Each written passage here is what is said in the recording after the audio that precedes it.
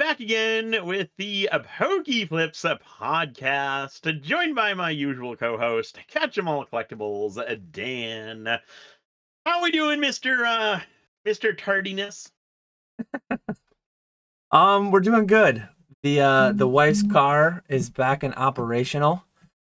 Let us know in chat. I know that the audio settings were a little bit messed up last week, and there was a lot of commentary around that. I can significantly lower my volume if I need to. But if we're good to go, let us know. You might have just heard. I think the chat would prefer you to just mute yourself. Yeah. I was just gonna say that they might have heard two of you for a second there because I accidentally let the volume play. But we've been really punctual. I made that YouTube video on consistency being key, and then we pushed the YouTube live by a week, and then we push it by an extra 15 minutes. We're really milking that extension. I will say though, Nick delayed us a week. I delayed us 15 minutes. Let the record show that Nick pushed us a week, and I pushed us 15 minutes. So, I mean, Nick pushed us a week so that he could sleep. I mean, I was working on a car. My wife has to get to school next week. School's starting back up, so keep context, folks. Oh man! At least they had time to plan that they were going to miss a week of Pokey Flips. Where this delay was super last minute. Couldn't give anyone advance notice. This morning, I almost, and as far as things go, it really didn't hit any hitches. Like, it just went pretty smoothly the whole way. The parts store was supposed to have the parts right there. There was a little bit of a delay there, but we just went and got lunch during that part of that delay. So, whatever. It's all done and over now. I think we have a decent little backlog now of questions. I forgot to turn on my fan, so let me go turn on my fan quick. Oh my goodness. Might as well just delay one more minute. People are anxiously waiting.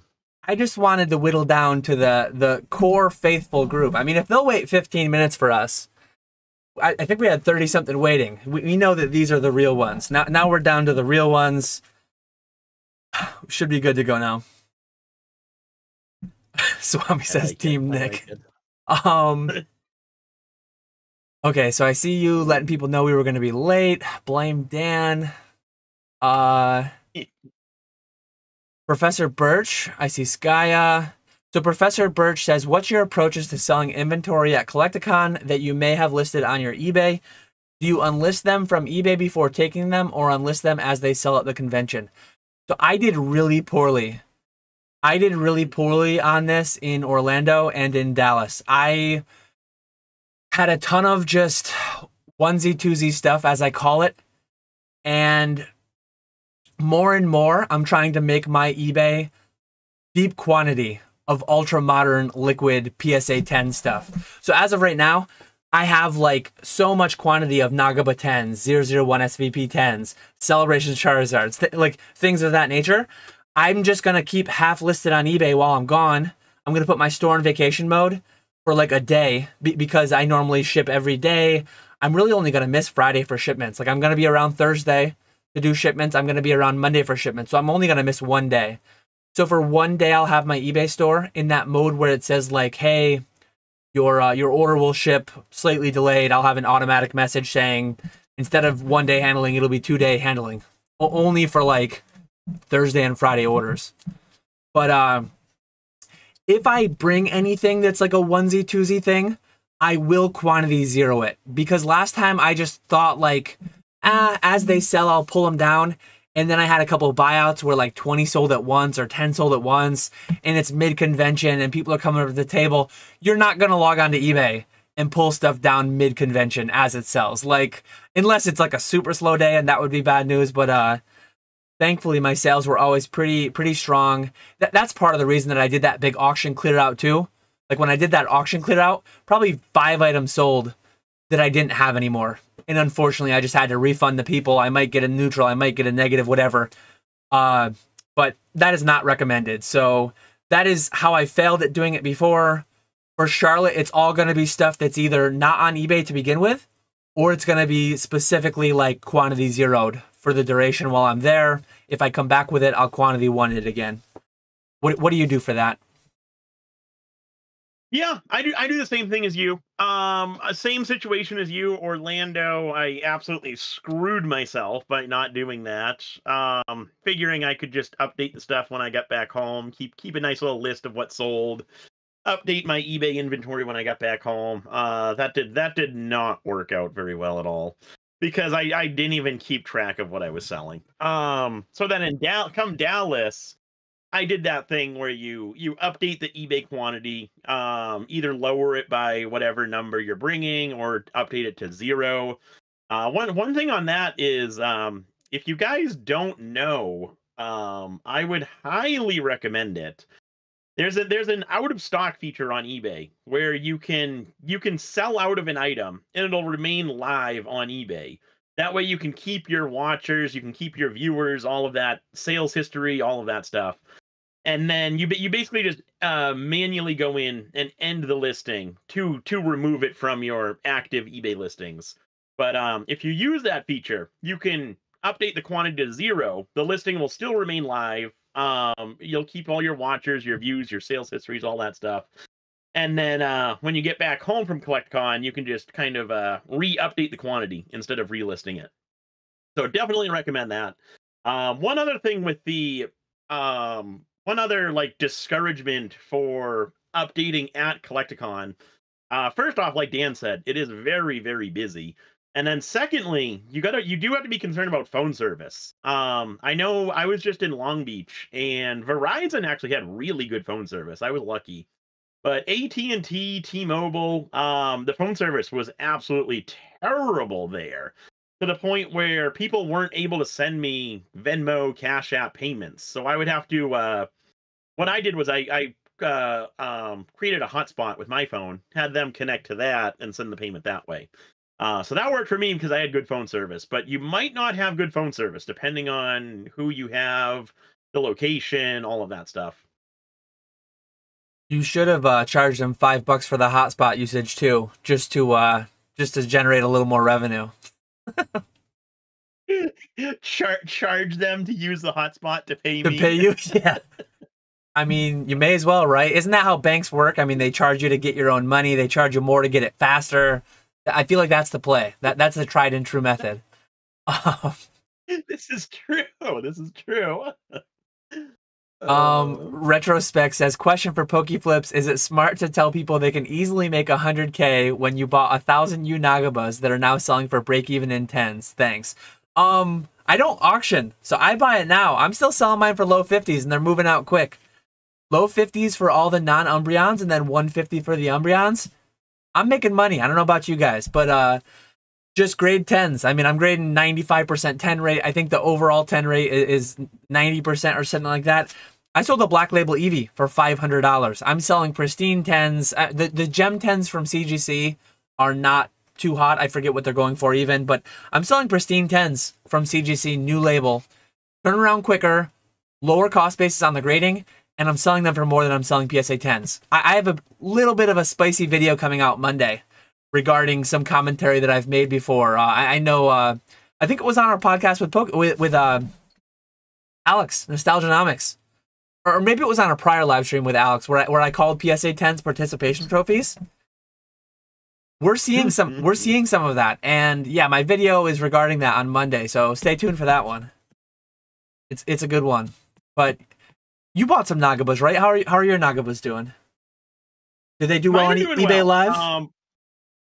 Yes, they do very well on eBay Live. I probably should lower my pricing on Buy It Nows, but I haven't sold many Buy It Nows just because I think my pricing is too high now. But they've been doing really well through eBay Lives, and then I did really well with them in Long Beach as well. I had 5 of every PSA 10 except for the Umbreon, because I had already sold out of those. But I sold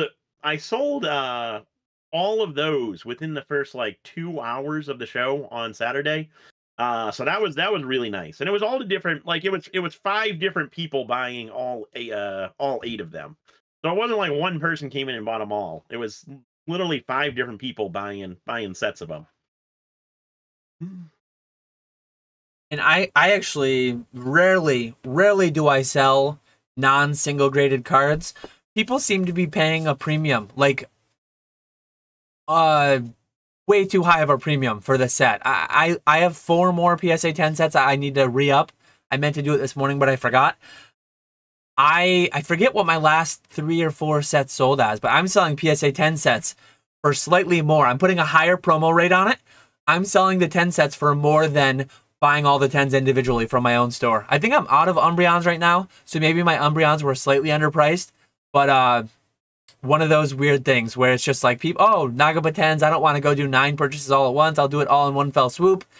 When I've got 20 or 30 of each one, I may as well do individually and as a set because, yeah, you just may as well. It's all stock photo. Exactly.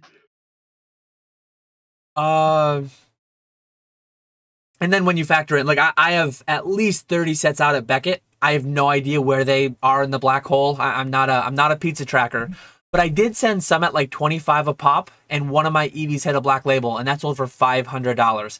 I don't think that will sustain, but if I'm able to sell black labels for $150, like when the black label rate's 10-20%, like, yeah, the numbers work out. It's just math as always. Mr. Walrus says, question, does Dan know what bi-weekly means? I'm going to have to move to fortnightly. Fortnightly is the play. I had some people comment that. If you Google bi-weekly, I mean, the English language, all the stupid things that pop up in the English language, but bi-weekly can mean either twice a week or every 2 weeks. It makes no sense whatsoever. Like, what are we doing as a language when that exists? Oh, yeah, it might be every 3.5 days or it might be every 14 days. Just take your guess. Who knows? So fortnightly live streams. Here we go. L-Dubs wants to know, have we started buying V-Star boxes from the reprint yet? I personally was offered some from the guy that I bought. Actually, no, a different guy than I bought them originally. I forget what I paid originally. But I've been selling individual boxes on eBay at like $120 a pop after I got word of the reprint. And I was surprised how quickly they're moving. I sold one case, I want to say, at about $2K. And then I've been selling individual boxes with like a promo rate, ad rate on eBay. I've probably sold 40 of them for $120 a piece. So I'm almost gone. But I do intend to buy a couple hundred boxes if and when the number gets low enough for me. My most recent quote was $1,700 for cases in the reprint, which $85 a box. Like, I'd rather wait 60, 70. Kind of might do a thing to where if I can get them for 70, I'll buy 100. And then if they go down to 60, I'd buy 100 more. And if they go to 50, I'd buy 100 more or something along those lines. What about you? I think you had some V-Star too, right? Or no? Pre-reprint? I did not. I was thinking about getting some with it was like the last reprint back. I forget when it was. When boxes dropped like 65 for that very, very short window. I was thinking about getting some then, but then I decided to hold off for one more reprint. And then of course boxes went absolutely insane. Yeah. Now we're getting the reprint. I don't think we're gonna see sub $80 boxes. If you're wanting to buy some, I think now is probably the time to buy them. I have a similar quote to you, and I'm planning on buying a bunch at that $85 range. I actually have to message that guy back. But yeah, I'm planning to buy a bunch at that price point. I wish I had bought it when it went to 65, but missed opportunity there. But I think this is going to be the cheapest price that we see. Yeah, you never know, right? Because like VMAX Climax, our buddy Ray's favorite set of all time, I think that got hammered all the way down to like $45 or something, didn't it? Pretty close to retail. Yep. You never know how low it's going to go, and my method will just be picking it up at thresholds. like not going all in. I'm not just gonna buy 500 boxes at 80 and then not really want to put more money into it if and when it goes to 50.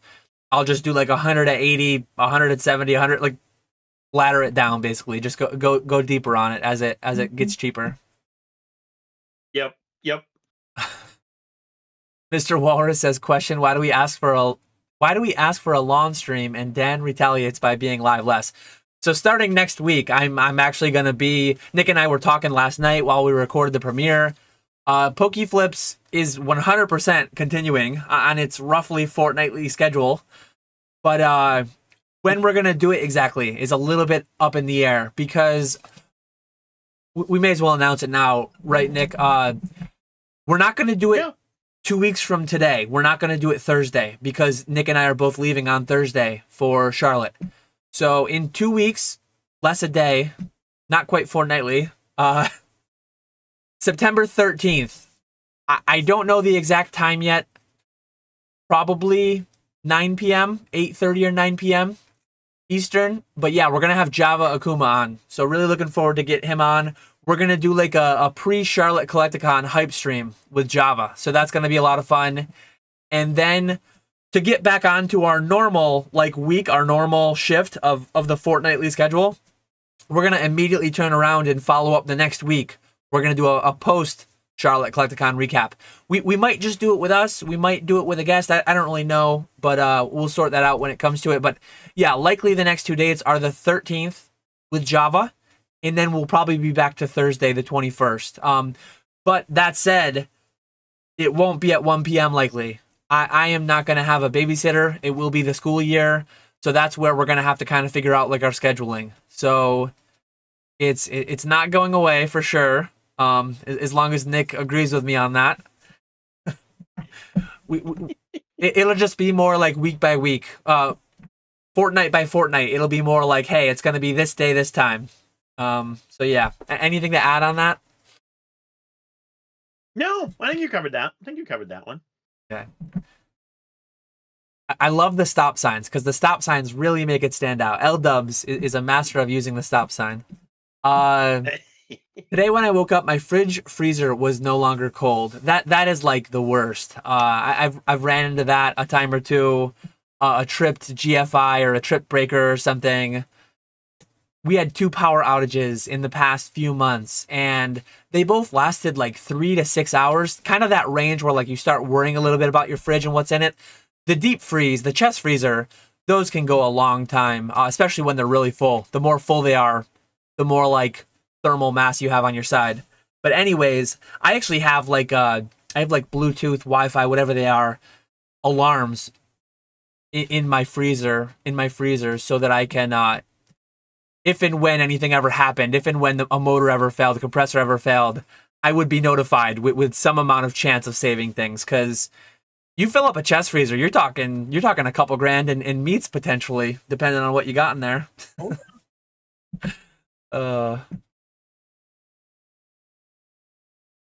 Let's see. I mean, PokeFlips recommended appliance repair. I just saw that. I always recommend the DIY. I mean, go hop onto YouTube, pop in that model number. I mean, I did it. My dad ended up pretty much changing the whole alternator. He came over. I was pretty much just the flashlight guy and keeping track of the bolts as they came out. But it's something I could have done myself, but he was there and quicker, and we probably would have started an hour and a half late had I done it all myself. So I'm thankful he came over. But YouTube. That is like my original, when I first started on YouTube, it was like looking how to fix PlayStation 3s, looking how to fix a washer or a dryer, looking how to change a belt on a whatever it may be. YouTube is great for DIY type stuff like that. My solution would just be to call someone and have them come fix it. I am not a handyman whatsoever. L-Dubs, have you guys gotten any messages recently on Quantity Zero listings with people asking to buy? For some reason, I've been selling out of items and still getting messages as if they're still showing. I get that too often. It's kind of annoying. people will message me and they'll say like, "Hey, is this still available?" When it happens most frequently is when I have like a couple left of an item. I actually just recently did this with my old Blue Label Nagabas. I want all my Blue Label Nagabas gone. I just want to have. There was one or two times where someone bought the new label and I accidentally shipped the blue label, and vice versa. So I'm like, I just want to clear. I'm literally gonna bring any blue labels I have left. I'm gonna delist. I'm gonna bring them to Charlotte.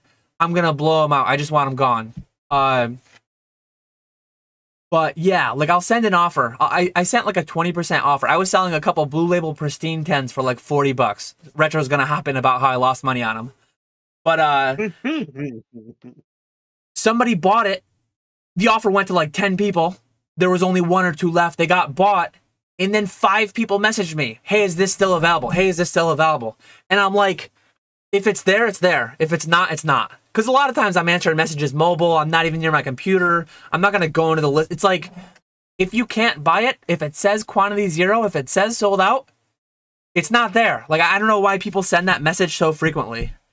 But it does weekly. Weekly I get it probably. Sometimes it's not even related to sending an offer. Sometimes it's just like an item that sold like a month ago and I never delisted it.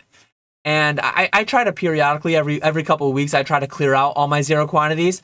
But it's tough because like some of them I won't clear out. Like I'm currently out of probably half a dozen or maybe a dozen things that are out at PSA, things that are out at CGC, things that will be restocked. It's just I don't have any right now. So I'm not going to end that listing. I want to keep the 20 sold. I want to keep the watchers. I want to keep all that.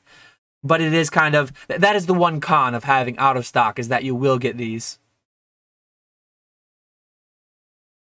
Yeah, yeah. I get those messages on occasion too. And it is kind of annoying because you would think people would realize there's no option to buy yet. So yeah, it's probably sold out at that point. But yeah, unfortunately, nothing you can do about that. Yep. Yeah, it's because as far as I'm aware, at least back when I started it, out of stock is all or nothing. I don't think you can do out of stock listing by listing, because if you could, that would actually be amazing. Like any item that I get a one-off, a onesie twosie, I would do not out of stock. I would just do like end it once it sells.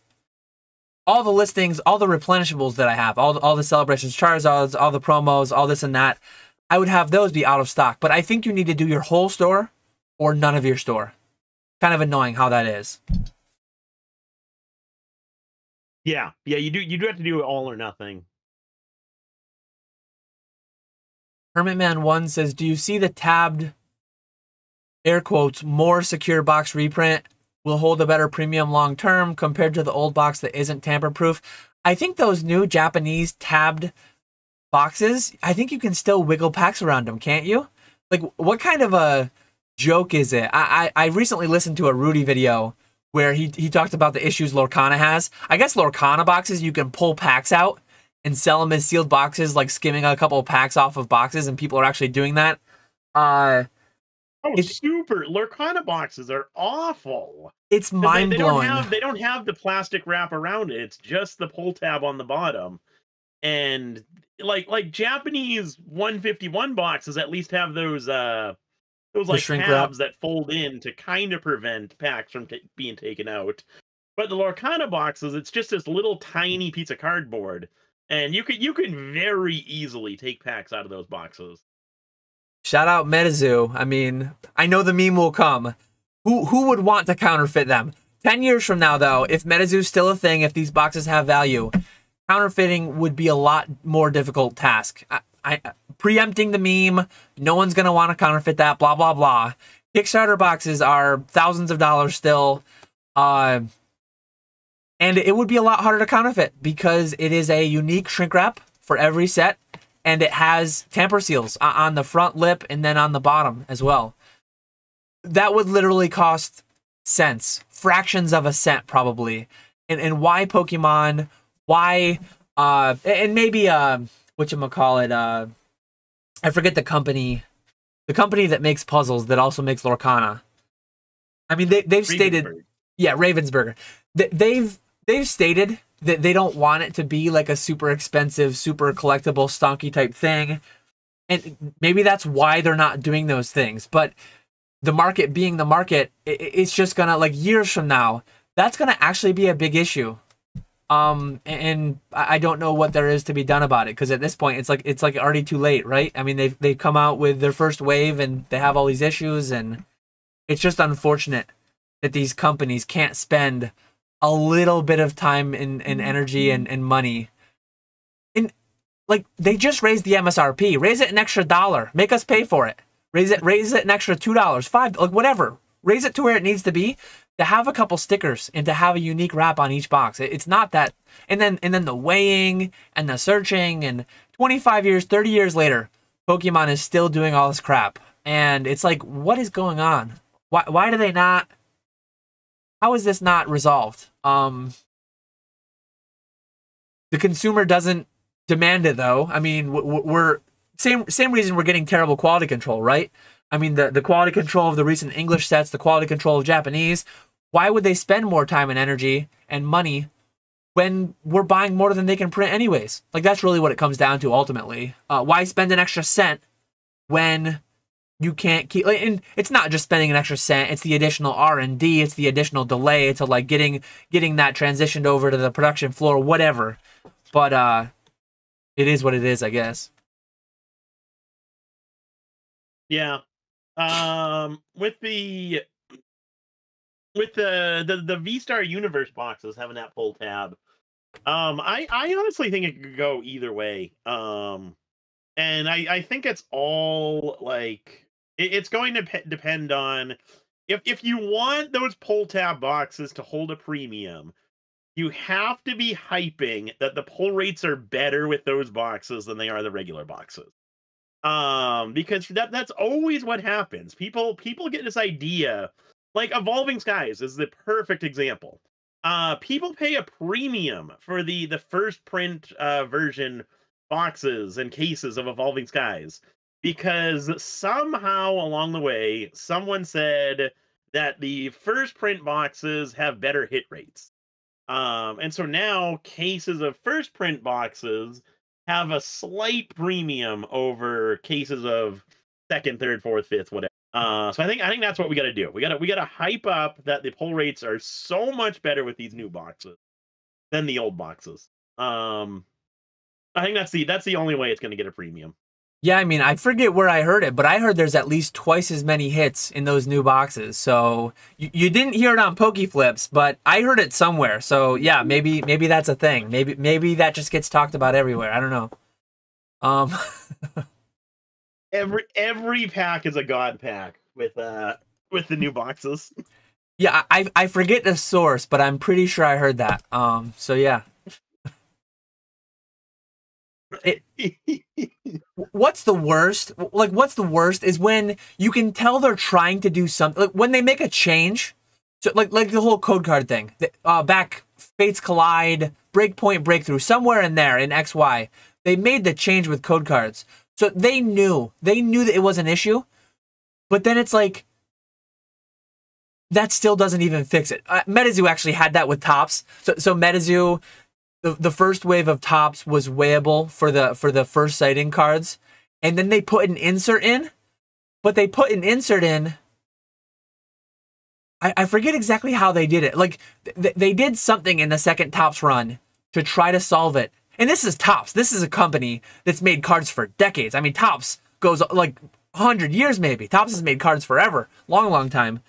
And they changed it in an attempt to remedy it. And I forget exactly how and why, but it's like they put an insert of the wrong weight, or they put an insert in the wrong pack, or something of that nature. It's like when Pokemon makes a change to add a tab to a box on one side, and then you can just go through the other side.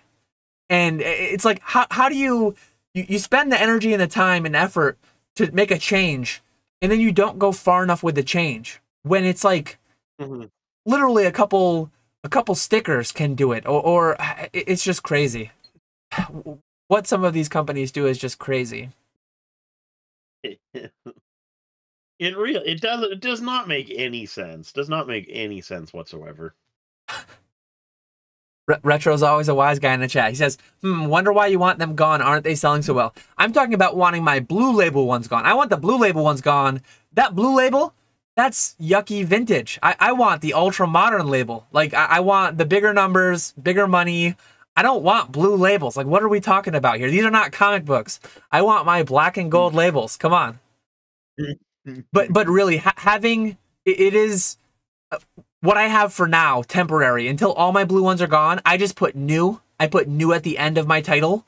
I want to just get rid of the new. I want to just, like, I don't want a SKU, 2 SKUs that are so similar. I do not want a CGC 10 Pristine Flareon blue label, CGC 10 Pristine Flareon black label. I don't want that. Like, I just want all the old ones gone, and I want to just have the new replenishable ones. That's just as simple as not making mistakes in fulfillment. And I should do better. I should do better and not make those mistakes. But I did at least 3 times. I shipped the wrong one, either the blue in place of the black or vice versa. Brandon says, Nick, just so you know, this is YouTube and not eBay Live.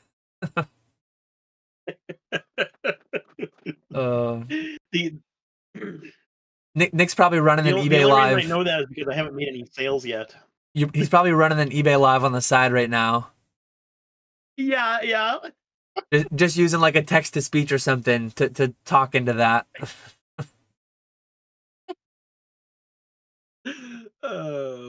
Nostalgic Overload has a good point here. People also send messages asking if something is available when they have the ability to buy it. The answer is just people are dumb. That's very true. I get that periodically. Yeah, that's pretty much what it comes down to. Hey, is this available? Yes. It's like a Nagaba Flareon PSA 10 with 10 quantity. Is this available? Yes.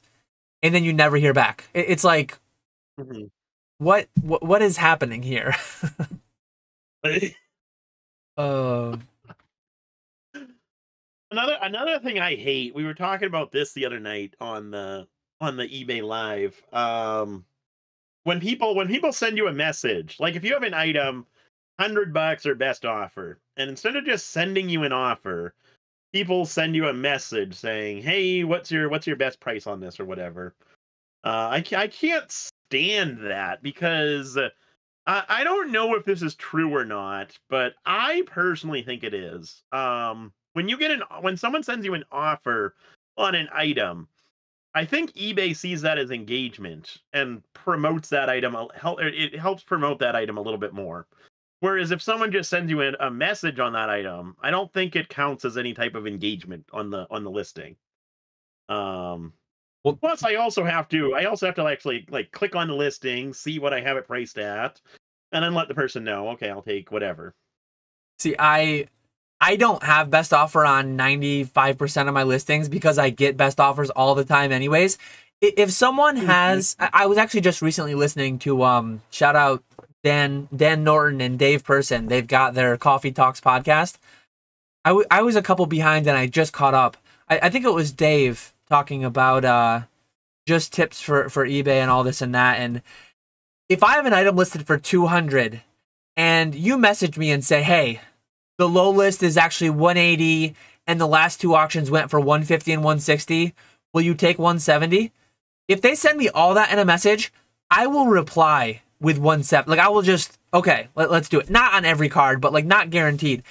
But if someone just messages and says, what's the absolute lowest you will take?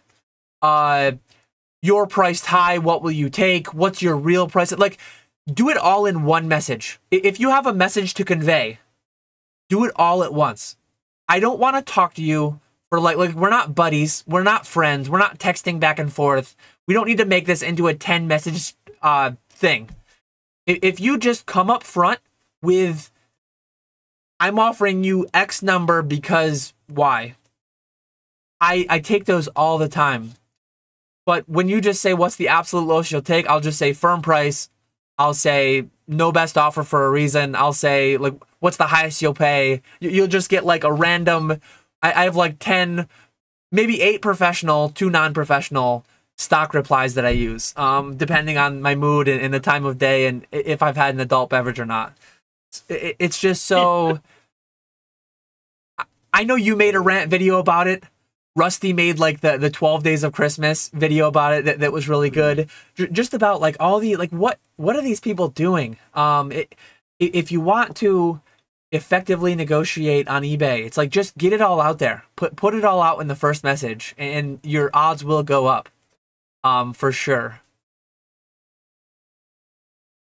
Along those lines too, one of the worst changes eBay made was making the eBay messages within the app like texting.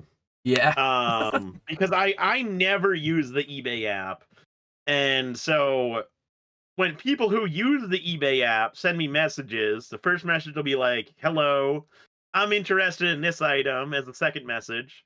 Third message, would you take this amount? Fourth message will be, let me know. Fifth message will be, thanks. I can't stand that. That drives me absolutely insane. It is terrible because on the desktop side, that's 5 messages, and it might be spread out. Like you might have 3 more messages in between from another buyer, from another whatever it may be. So I actually do a lot of my messaging on eBay. On the app, I mean, just because of that reason, just because of like, I don't want to, because sometimes I'd go on the desktop and I'd do my messages like newest to oldest, but then I'd run into an issue where it would just take me a minute to like, okay, this was their 5th message, clearly, let me find their 1st, 2nd, 3rd, 4th. And then if the issue with going old to new is that if you're replying to each one as you go, they might say like, hey, what's the lowest you'll take? And then I reply, what's the highest you'll pay? No best offer for a reason, firm price, whatever. Then I see that their next message was, last one sold this. And then their 3rd message was, low list is this. And their 4th message is, I'll pay you half of that, declared as a $5 gift through PayPal goods and services. Like, it's like, if I went new to old, I would have known you were a clown immediately. But I went old to new, so it took me 5 minutes to find out that you're a clown. It was like that meme where you're slowly putting on the clown makeup. And I depending on which way you start in the messages, the eBay app, they come out in full force, like full clown costume, because you see it all at once, which is great. So the issue with the eBay desktop is that you might see them in their street clothing before they put on all their clown costume. Whereas the eBay app, it's just fully upfront and apparent that, yeah, I try to do most of my messaging on the app because of that. Mm-hmm. See, I hate the app. I don't use the app for anything. I'm still old school with the desktop messages. I prefer desktop for everything, but like just for sanity reasons, I try to do messages on the app. For that reason. For sanity reasons. Here we go. We got Brandon. Can't wait for my $1 first edition fossil pack this Saturday. Why don't you shout out your very risky play you're making? Yeah, show us it. Tempt us. This Saturday, first edition fossil box gonna be ripped on eBay Live, 9 p.m. Eastern. Going to open the box when we start the stream. We're going to auction all 36 packs off at $1. And then I'm going to weigh out all the packs, open the 12 heavies, ship the 24 lights sealed. Going to do free CGC grading with the hollows if people want that. But really excited about that one. Also really, really nervous about it. But right when I click on start live and see what kind of viewership we have in the stream in the get-go, that'll either make me really even more nervous or calm me down a little bit. And then that very first auction is going to be nerve-wracking because that's going to set the pace for all the other auctions. So hopefully it goes well. Hopefully the packs don't go for $1 a piece, but if they do, someone could get 36 packs for $1 a piece. If the first one goes really low, I think, like, if the first one goes horrifically low, just spend like 5 minutes complaining about how low it went and pause. Because what will happen is, I think word will get out and it will self-govern to an extent. Like, if packs are going for $100 a pop, I think, some of the homies will be like, pinging people in Discord like, hey, there's super cheap fossil packs. Let's make sure Nick doesn't end up homeless after this stream. And yeah, I think the prices would bump up if they were to go really, really poorly out of the gate. I don't know what I'm doing Saturday night, but probably nothing, like normal. So I'll probably try to be in there. Because I mean, hey, if you're selling $100 unweighed fossil packs, I'm there. I'm there for sure. There we go. There we go. Oh, but no, I'm excited for that one. That one's gonna be fun. That one's gonna be fun. Michael B says, any idea how to verify top sketch card artists? I really want to get into collecting them, but with the fact blanks are available, it raises some red flags. I know nothing about it. I did see recently, is it Legend of Luke? Legend of Luke, in Professor Oak's Discord, actually has a sketch card that he did in 2023 Galaxy Chrome Star Wars or something. Maybe the wrong set, but it's something Star Wars, I believe. I would think they would have some kind of a like database on their website, but maybe they don't. I genuinely know little to nothing about sketch cards. Yeah, I have no idea on that one. Hate to say it. Sorry, Michael. Just looking at the live chat. Mr. Walrus says, question, would you both have left your full-time jobs if you made the exact same in Pokemon with raises and all that exactly the same? You start with this one. 100%. I took an absolute massive pay cut going full-time Pokemon. Especially like the first year. And the second year got a little bit better. This year will be a little bit better in terms of what I'm making with Pokemon. But the first year I took like it was like a 50% pay cut. So it was absolutely massive. And I still went full-time Pokemon because I enjoyed this way more than the shipping job that I had. So I was willing to take the pay cut to try and see if it worked out. Obviously, there's a lot more freedom that comes with being your own boss and working from home and all that stuff. So you got to take that into consideration. There's a lot more factors outside of the money that you got to take into consideration.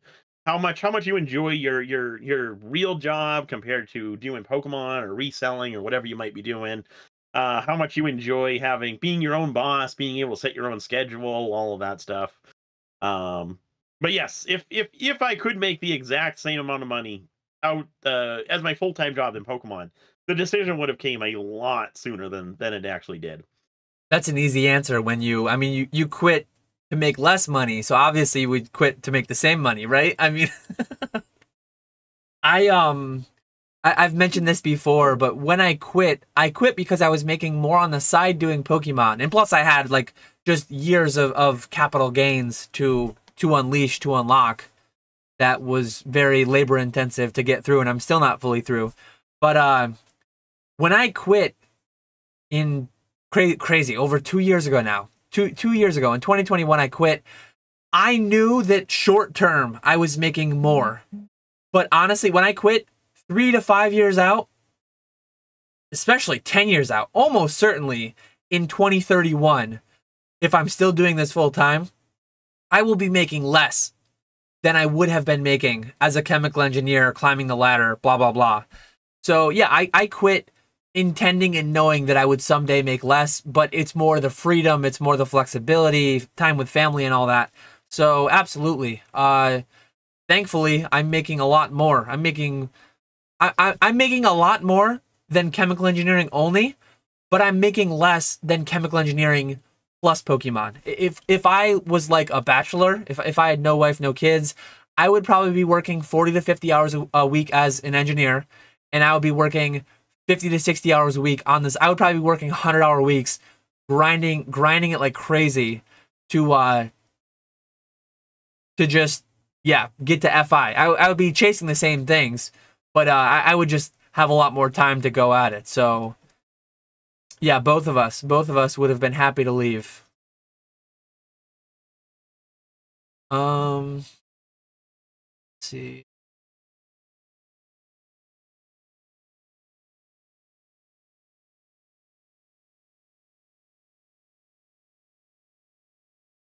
Mr. Kite says, vending my first local event tomorrow, guys. Wish me luck. Good luck, Mr. Kite.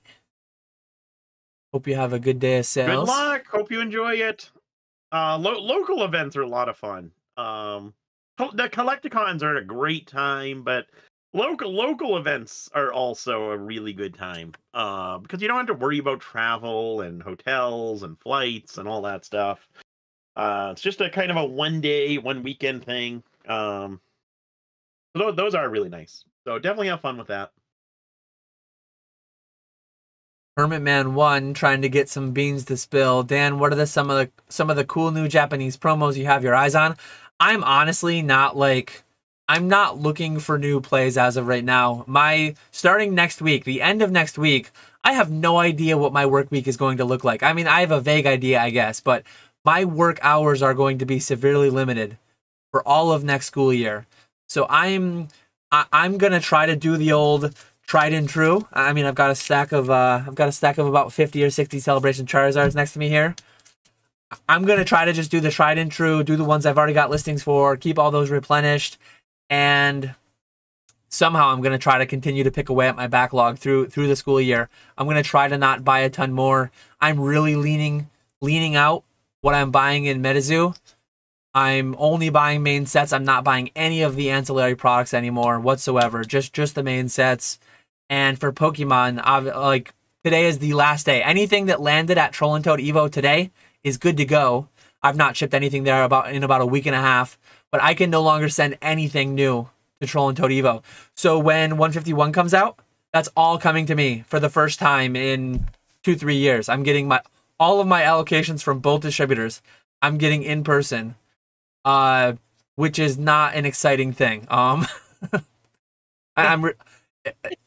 because it's simultaneous with me going from working 40, 50 hours a week to maybe working like 30 hours a week. It's going to be tight. I'm going to be an unintentional investor more than I want to be through this school year, probably on certain products. But yeah, we'll see how it goes.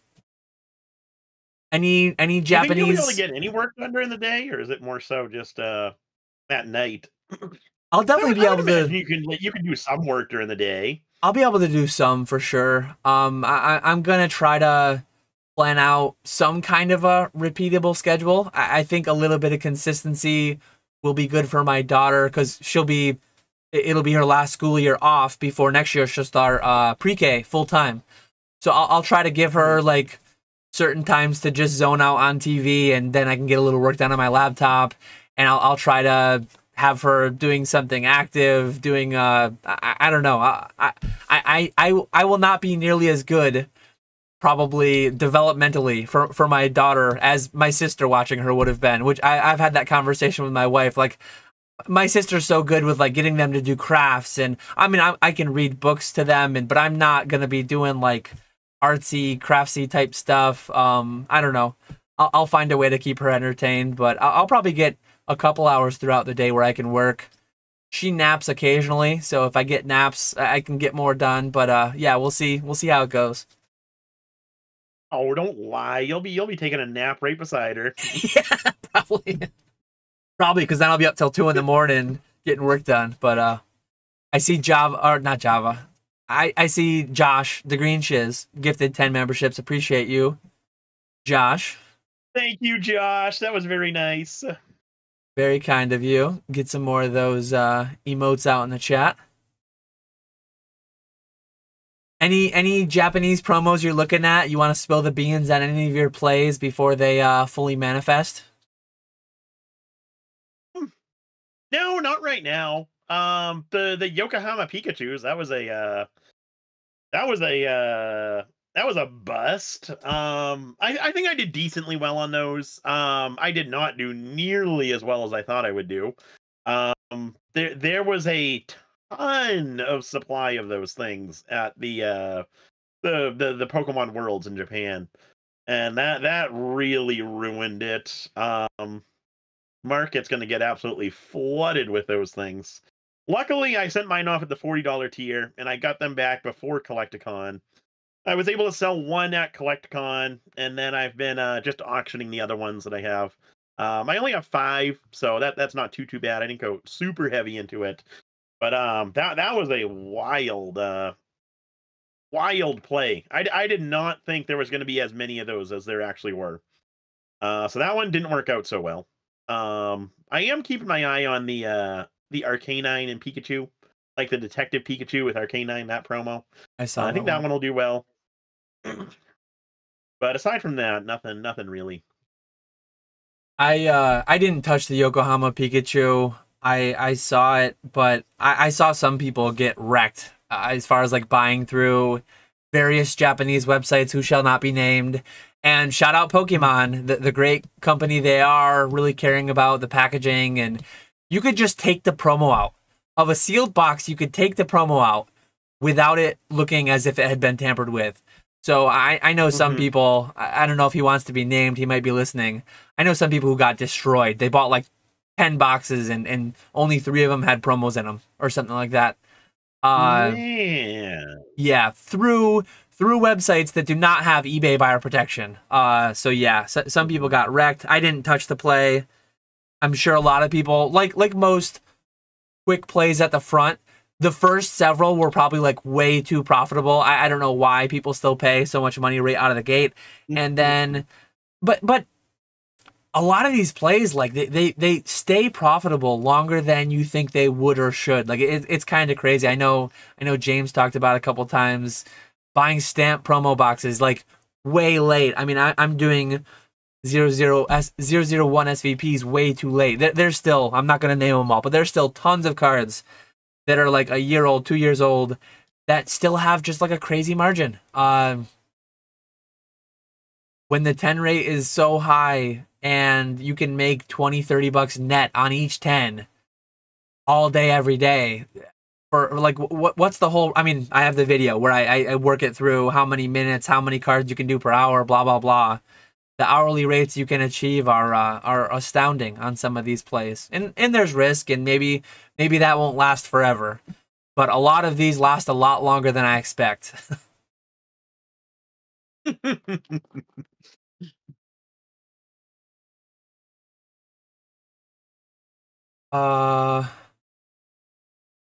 Sky says, my favorite is, what's the lowest you will take? Then I respond with my lowest price and they counter offer even lower. That's why it's not worth entertaining that question. If you tell them actually what's the lowest you'll take, you're going to get a lower number. You're almost never going to close the sale at that price. Because like that must be like, there must be some YouTube video with 10 million views on the best way to negotiate.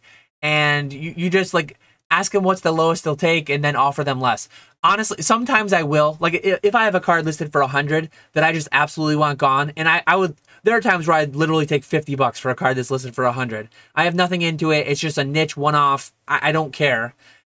They'll say, what's the lowest you'll take? I'll say 90, and then they'll say 80, and then I'll do it for like 85, or I'll do it for 80, and it's like they think they won, but I would have taken half. Like that's occasionally I do that, but it's just so. Yeah, I don't know. So someone must be teaching it because it is such a common negotiating method. Yeah, I can't stand all that. Drives me nuts sometimes.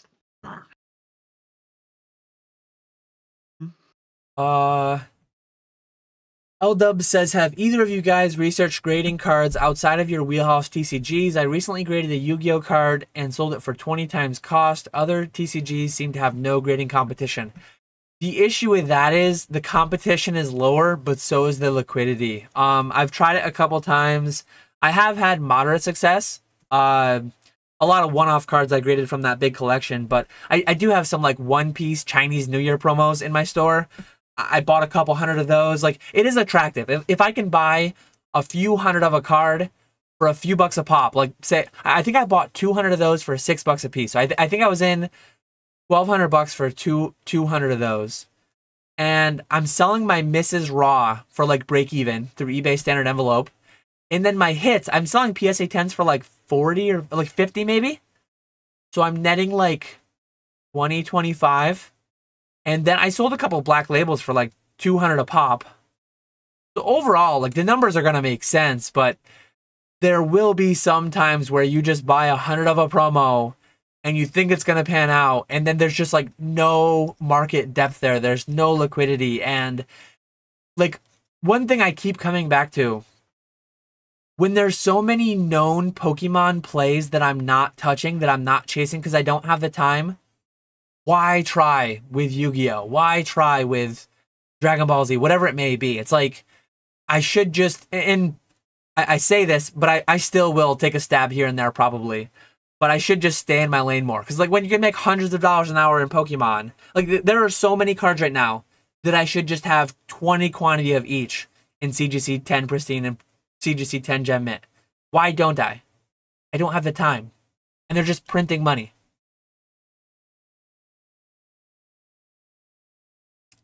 Yeah. Time is the biggest thing. I was really close to getting into Cryptic. I ordered boxes for the first set. I was planning to open them and grade the singles, and I really liked the cards in the set. And it was just a time factor that I wasn't able to do that. Same with like Yu-Gi-Oh! I've said for the longest time I've wanted to get into that, and it's never going to happen. There's just so much going on with Pokemon that it keeps me plenty busy. So there's definitely money to be made. Like Jake does really well with like the older stuff. His Star Wars and then his like really old Disney cards. He does well at conventions with that stuff. And he knows it well, that he doesn't have much competition selling it. But it just takes so much time to learn those new markets. And would you rather put the time into something that you don't know anything about, or something that you're already good at and you know can make you money?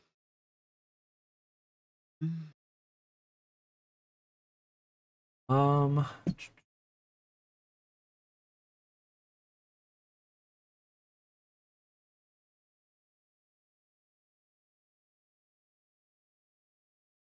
oh, comments are always, the live chat's always funny.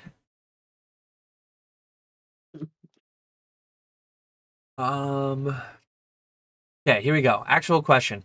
Eric Drinks Water says, how important do you believe feedback is on eBay? On TCG Player, there's a slight premium based on percent because they believe the likelihood of their card being more mint is higher.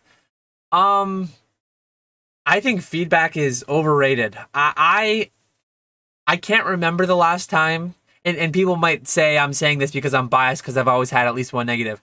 I can't remember the last time I've had a perfectly clean record. I've always had at least one or two negatives in the past 12 months, and I always wear them with pride. If there is a buyer out there, a potential buyer out there, that sees one or two negative feedback and doesn't buy from me, praise Arceus. I just won. Because, like, the person who fears one or two negative feedback on eBay is such a problem buyer. Just to be frank, just to be completely blunt about it. You are so protected on eBay, it's kind of laughable that anyone thinks they're going to get scammed by someone with thousands of positive feedback and one or two negative. So if that scares a couple of people away, that's great. I don't care. Like when I buy from TCG Player, I don't care. I buy near mint, lowest cost. When I buy from eBay, I don't care about the feedback. I know that I'm protected. So that said, the average consumer, it's hard to say.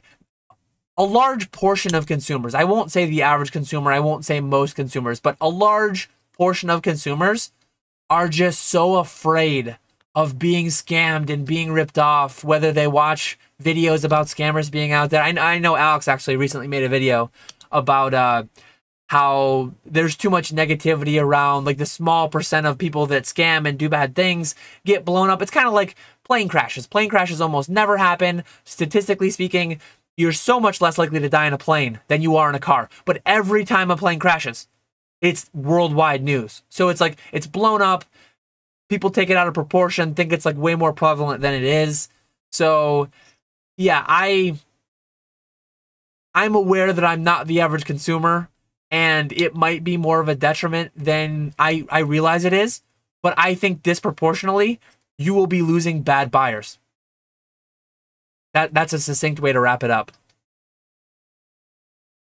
The bad. I was going to say that exact same thing. The bad buyers thing is the key point there. I do think it is important to some extent. Like I saw Brad said you have 99.8% positive. I have the same thing. 99.8, 99.9, no issues whatsoever. When you start getting into like a person with a lot of feedback, like Dan and I, who has like 97% positive, well, that still seems really good. That's actually a very that means you have a lot of negative feedbacks.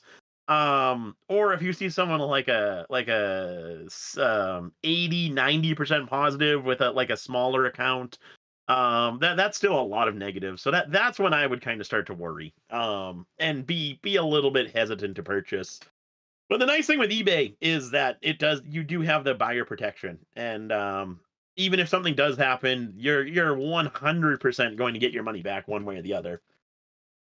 So I think most people would consider the feedback, but I don't think it's as important.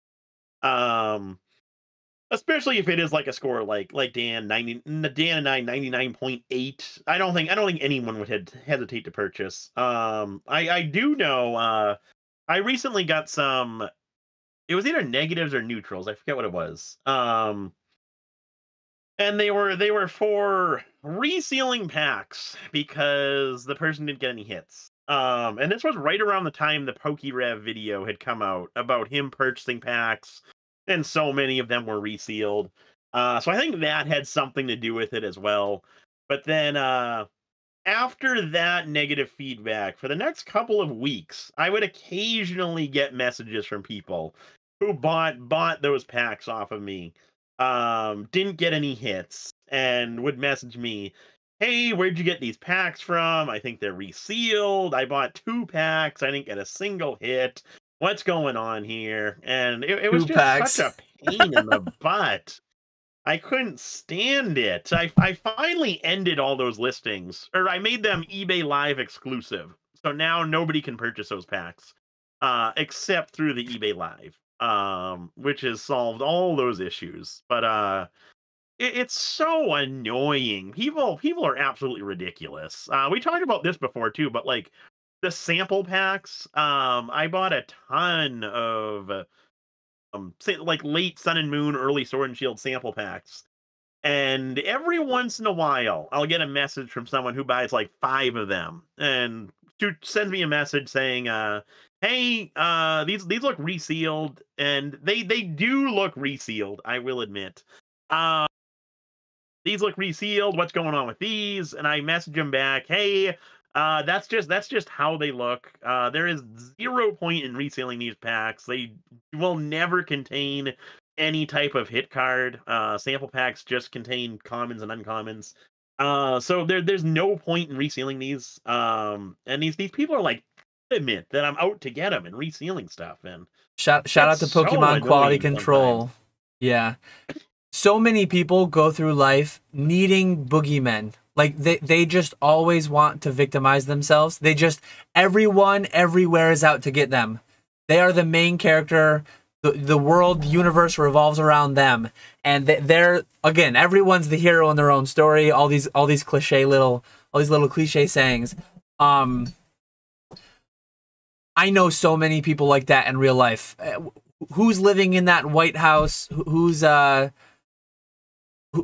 running for local offices, whoever it may be. There's always everything that happens to them, they always externalize. It's always someone else's fault. There's always someone out to get them. And honestly, when you wear a couple negative feedback, I highlighted James' comment here. Wear them with pride. Dan just salty he doesn't have a perfect score. Genuinely, I genuinely think, and maybe I'm wrong here, but I think having a couple negative feedback, there are some people out there that are so like, everyone's gonna scam me, this guy's a ripoff, whatever. I think couple people here and there don't buy from me from seeing those negative feedback. Those are the people you don't want buying from you anyways. Like, if 1 or 2 negative feedback scares people off, they were more likely than not going to cause an issue anyways. Or they're way disproportionately more likely to cause an issue than just like your average buyer. Yeah. Um, I think there was, yeah. I'm gonna grab a couple comments that are more recent while we're on this topic, and then I'll go back. I know James and I have talked a couple times. I've seen him talk in different discords. He's getting up there. I mean, he's looking more and more like Probstein every day, and I know he'll take that as a compliment. But his negative feedback are creeping up there.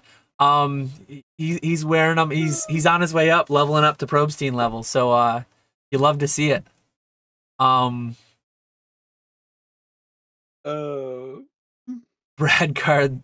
Brad G Card says Dan's got 99.8% feedback. Definitely scammer type of percentage. I would say so. That's pretty low there, Dan. Hermit Man 1 says, what's more important, views on YouTube or feedback on eBay? Well, I know what Nick's answer will be. I think feedback on eBay 100%. I would say neither. I would say 90-day sales on eBay. As long as I'm not falling below like top-rated seller status. I think top-rated seller status aside, which I don't think it's been, and if you're a lot lower volume seller, which years ago, I remember a couple times getting one negative feedback and being right on the borderline, like a second negative feedback in a 6-month span would make me lose top rated.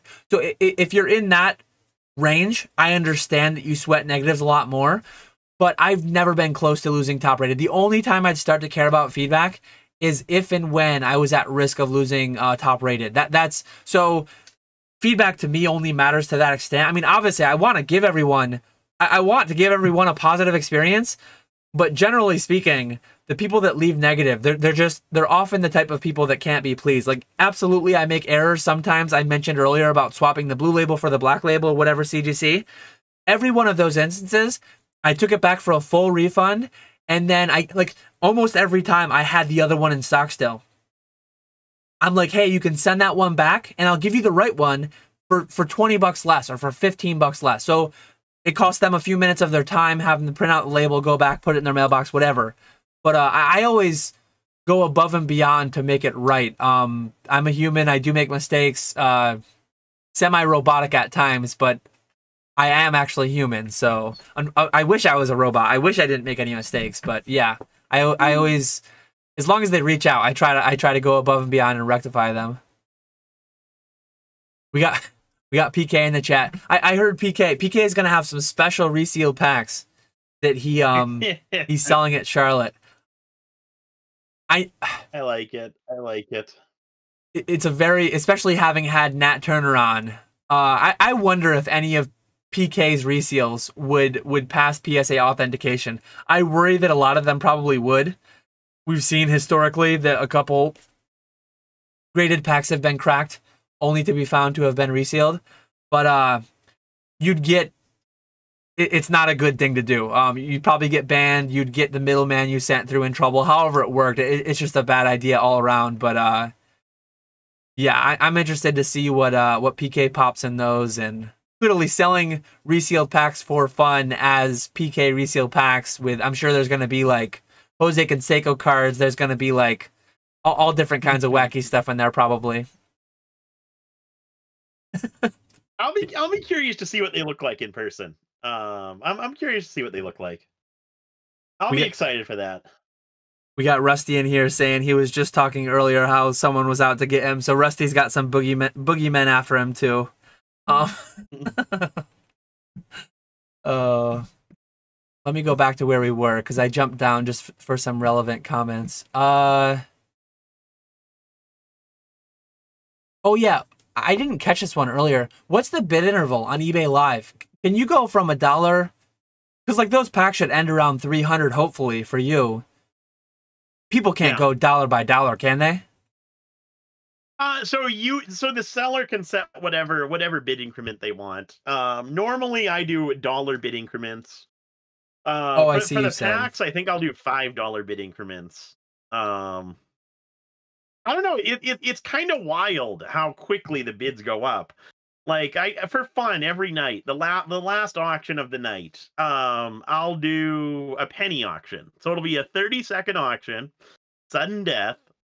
Starting off at 1 penny. The bid increment is 1 penny, and usually that auction will end between $3 and $4. Which means people press the bid button 300-400 times. But you can manually bid so though too, right? The bids do go up really quickly. Can you manually bid?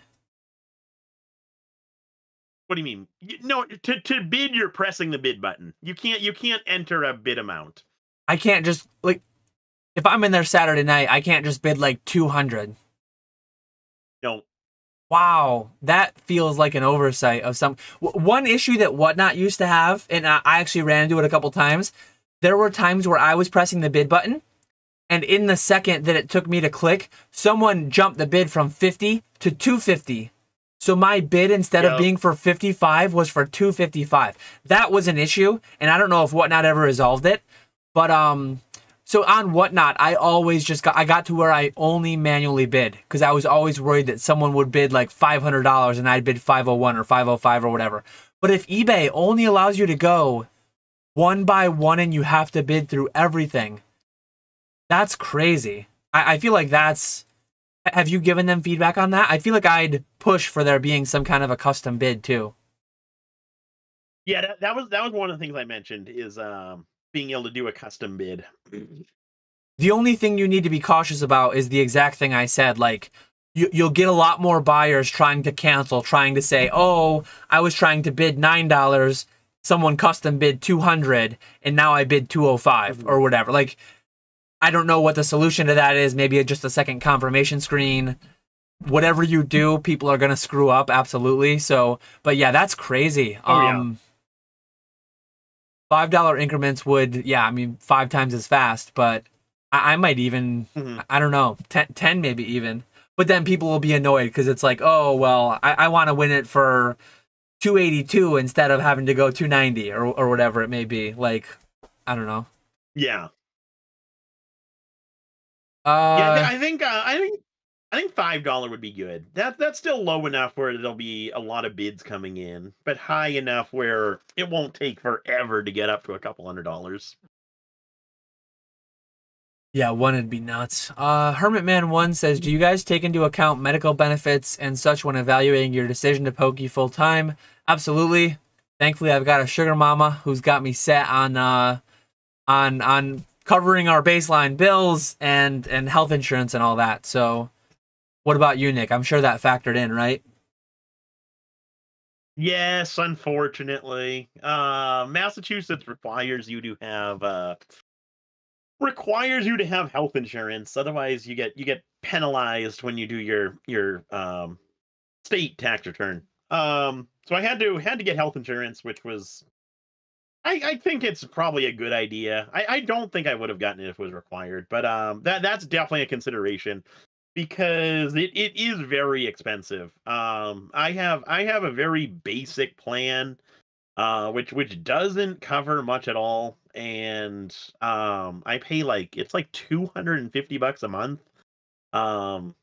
So it's kind of wild how expensive it is. That is definitely something to keep in mind.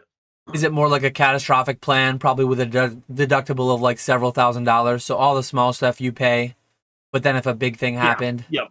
I mean, Exactly. I think I mentioned this recently in a stream. I forget if it was mine or PokeFlips, but my bill recently came in. I mean, I owed like $10. I owed almost nothing, but my appendix thing was like $36,000. So if I had yeah, like our max out of pocket is like $1,300 for the family for the year. Like her insurance is insanely good. She pays a decent amount of it out of every paycheck, so she pays a decent amount. It's not like we're paying nothing, but our max out of pocket is really low. But if you have a catastrophic plan, I mean that right there, if you're paying $250 a month, that's $3,000 a year. That's 10 years of premiums right there. It's not like you're gonna get your appendix out every 10 years. You can only have that out once, but your appendix, your gallbladder, if you ever get anything crazy too, like I know years back my grandpa fell off a ladder, shattered his elbow, hundreds of thousands of dollars. Like I'm not talking, my appendix was 30-something grand. My wife had her gallbladder out a few years ago. That was like 50 or 60. My grandpa's elbow, multiple surgeries, weeks in the hospital, that was hundreds of thousands of dollars. I mean, especially having kids, I'm always of the like, you need insurance, but I know a lot of people our age, a little bit younger, a little bit older, who just like YOLO it. That's not something that I'm comfortable YOLOing though. So if and when my wife ever retires early, if and when I'm gonna have something figured out for health insurance for sure. Kind of on a similar, in a similar vein almost, but your average player, has any one of you guys considered moving to a territory where you don't have to pay capital gains when selling off your collection when you eventually retire? I know in the financial independence space, one common thing is like moving to a much lower cost of living country with lower taxes and free healthcare. That's like a fairly common thing. I love the United States. I never intend to leave. I don't see any scenario. Maybe if both of my kids decide to move from the United States, like maybe I'd end up going abroad. But I have no intent to. I'll gladly pay some taxes to live here because I'm a big fan. Yeah, I'm the same way. All my family lives around Massachusetts, so while it's very expensive, and Dan constantly reminds me that houses are a lot cheaper where he lives, I don't think I could ever leave the area, because I'd be away from the family, and I wouldn't want that. And I see your average player saying insurance is just camouflage, socialized healthcare. Changed my mind. We don't have universal healthcare. Everyone pays for everything regardless, whether it's called sales tax, whether it's called property tax, whether it's called it's all getting paid for somehow. And there are certain states where certain states are subsidized by other states that actually make money, and the whole country as a whole loses money. There's a lot of like complexity. There's a lot of like politic things in there, but ultimately, there's no such thing as a free lunch. Like, whether you have free healthcare, whether you pay for this or that, you're paying for it somehow, some way. So overall, I'm not going to boogeyman having to pay for health insurance. I know there's probably better solutions for a lot of things going on. And again, not getting into specific politics, but politics are one thing that so many people boogeyman their whole lives, and it's us versus them, divide everyone, choose your side, I hate you. I'm not all about that. Like, I don't get deep into any of that. I live by the set of rules that are provided to me, and I just try to optimize. I cannot make the rules. I just take the ones I'm given, and maybe there's an argument to be made I should do more. I mean, I do go, yeah, I'm not going to try to get too deep down this. I do go and I vote quite often, but I can't single-handedly change any of the rules, but I can single-handedly learn what the rules are, educate myself, and then optimize my strategy given those rules. It's like, I'm not going to just sit on a basketball court and cry about the fact that I can't run with the ball.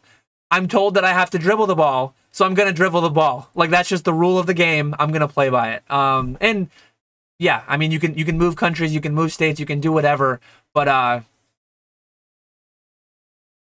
that could become dangerous rant if I got too deep down any of that. But next 20 years, I intend on being in New York, United States. So that's where I'm at right now, optimizing for my situation. Here we go. Eric Drinks Water says, what are 3 graded cards that you have sold the most copies of, excluding Sword Shield 50 and SM210? Sheer quantity more so than liquidity, I guess. Celebrations Charizard is getting up there for me. Other than that, Bumblebee Pikachu, I sold hundreds. And I don't have any more to grade, but I wish I did because the margin's still there. If Rusty, if you're still listening, pass a guy a brick. Come on. Hook me up with a brick when I see you in Charlotte. I need a couple of bricks of those promos here and there. But yeah, probably just like, not Ancient Mew would be up there too, because I've done that one for years. Unlimited Charmander, First Edition Pikachu and Eevee. Like, there's a lot of cards that I've done high double digits of. The few cards that I've done triple digits of would be like Bumblebee Pikachu, Mew 8, and Red's Pikachu I only did 50 of. The Screams, honestly. Scream Eevee, Scream Psyduck, Scream Rowlet. they would have been pretty close to triple digits. There's a lot of them in that range, but there's no card that I've graded like 500 or 1,000 of. Rusty might have some of those situations where he's graded literally 4 figures of a card over a decade plus. What are yours? Yeah, I don't know if I'd even have any 3-figure cards. I have like 100 copies. I think it would be I think there's some that would be close. Ancient Mew would be definitely probably the highest, and then Mew number 8 would be the second highest for me.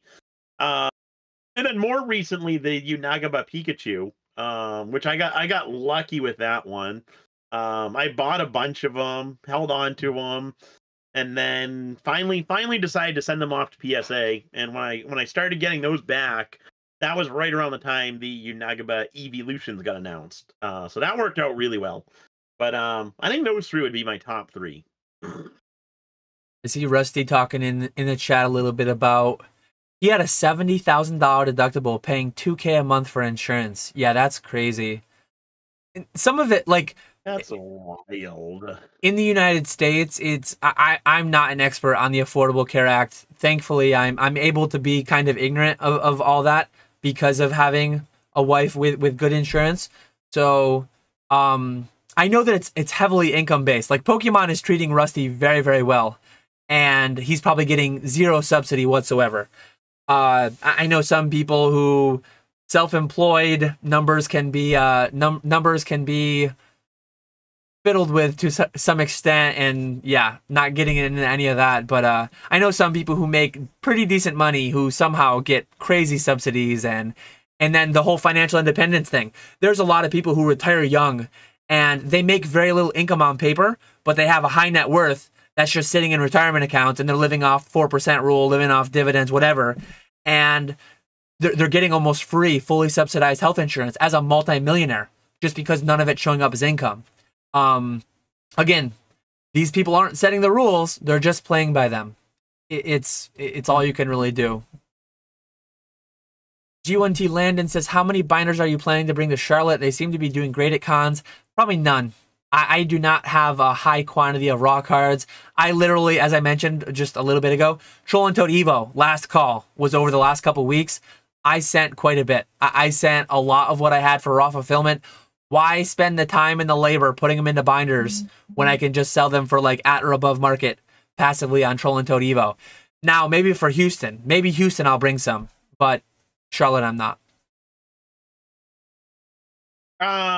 I'll definitely bring some binders to Charlotte. I did really well with my binders in Long Beach. I had 2 binders of like Pokemon League promos and just like bulk Vs, like ultra rares, and I had 1 binder full of Lorcana common, uncommon, rare singles, and I was doing $2 a piece or 3 for $5 on all those cards, and I actually sold a good bit of those cards throughout the weekend. So I'll definitely be doing that again for the next one. LDub says, with Scarlet Violet products being generally cheap during release, are you guys still selling a lot of sealed at a loss, or have you developed a way to profit at release? I'm pretty much just, I guess people will call it investing. I'm just sat on a decent amount right now. I did sell a little bit through that eBay summer sale at a slight loss. eBay was kind of subsidizing the 15% discount. I had it priced to where it was like at break even before that, but then I came down some, eBay came down some. I did sell some at a loss, but I'm going to sell for other reasons, not wanting to have to pay shipping to get it back and then still not be able to sell it at a gain. I'm going to sell some amount through Troll and Toad Evo at a loss as well. So I'm selling a small amount at a loss, other I'm sitting on for the future when it actually hopefully makes money someday.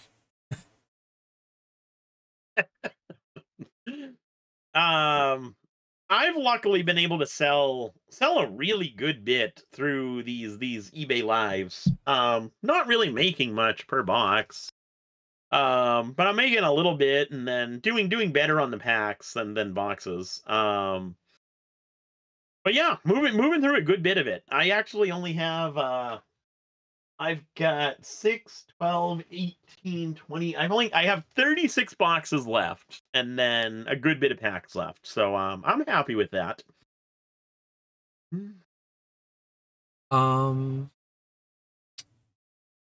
Here we go. Nationwide Pokemon says, with the price of Scarlet and Violet and larger hit rates, do you think it's close to profitable? There are websites out there that do a really good job tracking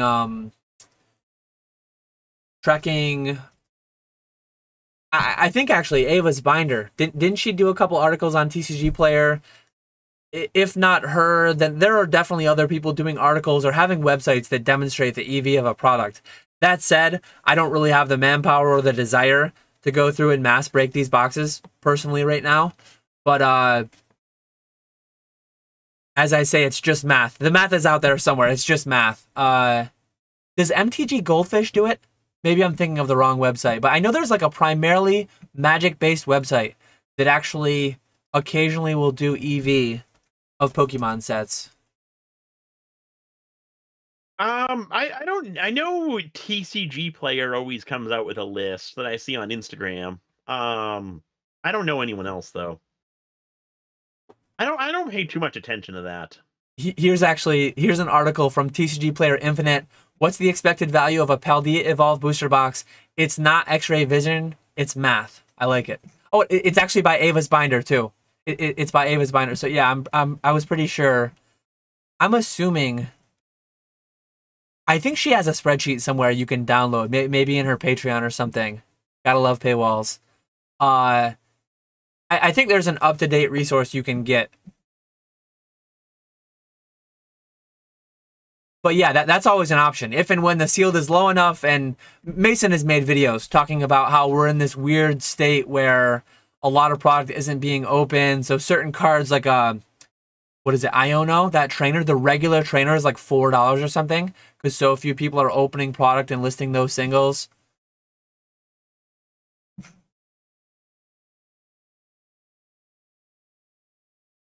Yeah. Yeah, I saw Mason's video about that. About singles not being as plentiful for Scarlet and Violet. Because I stopped doing it. That's what it is. Yeah. Here's a question for you, Nick, from Nate G. Do you think we should consider the Pantone color psychology alignment based on color-related emotional responses when calculating card values? That one's all you, Nick. Yes. Yes, I agree. Full agreement. Oh, God.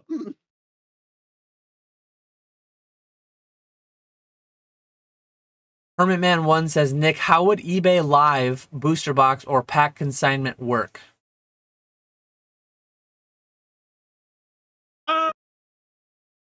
So that was something I was thinking of, consignments for the lives. I was all gung ho about the consignments for a good bit of time, and then the more I thought about it, the more I was kind of just saying, let me do my own stuff this year, and then kind of look into consignments for the future. As I kind of grow the following and stuff like that. But it would be similar to like regular consignments, like Dan does, James does, whatever. Or I guess it would be more similar to what James does with the auctions. It would just be what I was originally thinking was like $10 plus cards.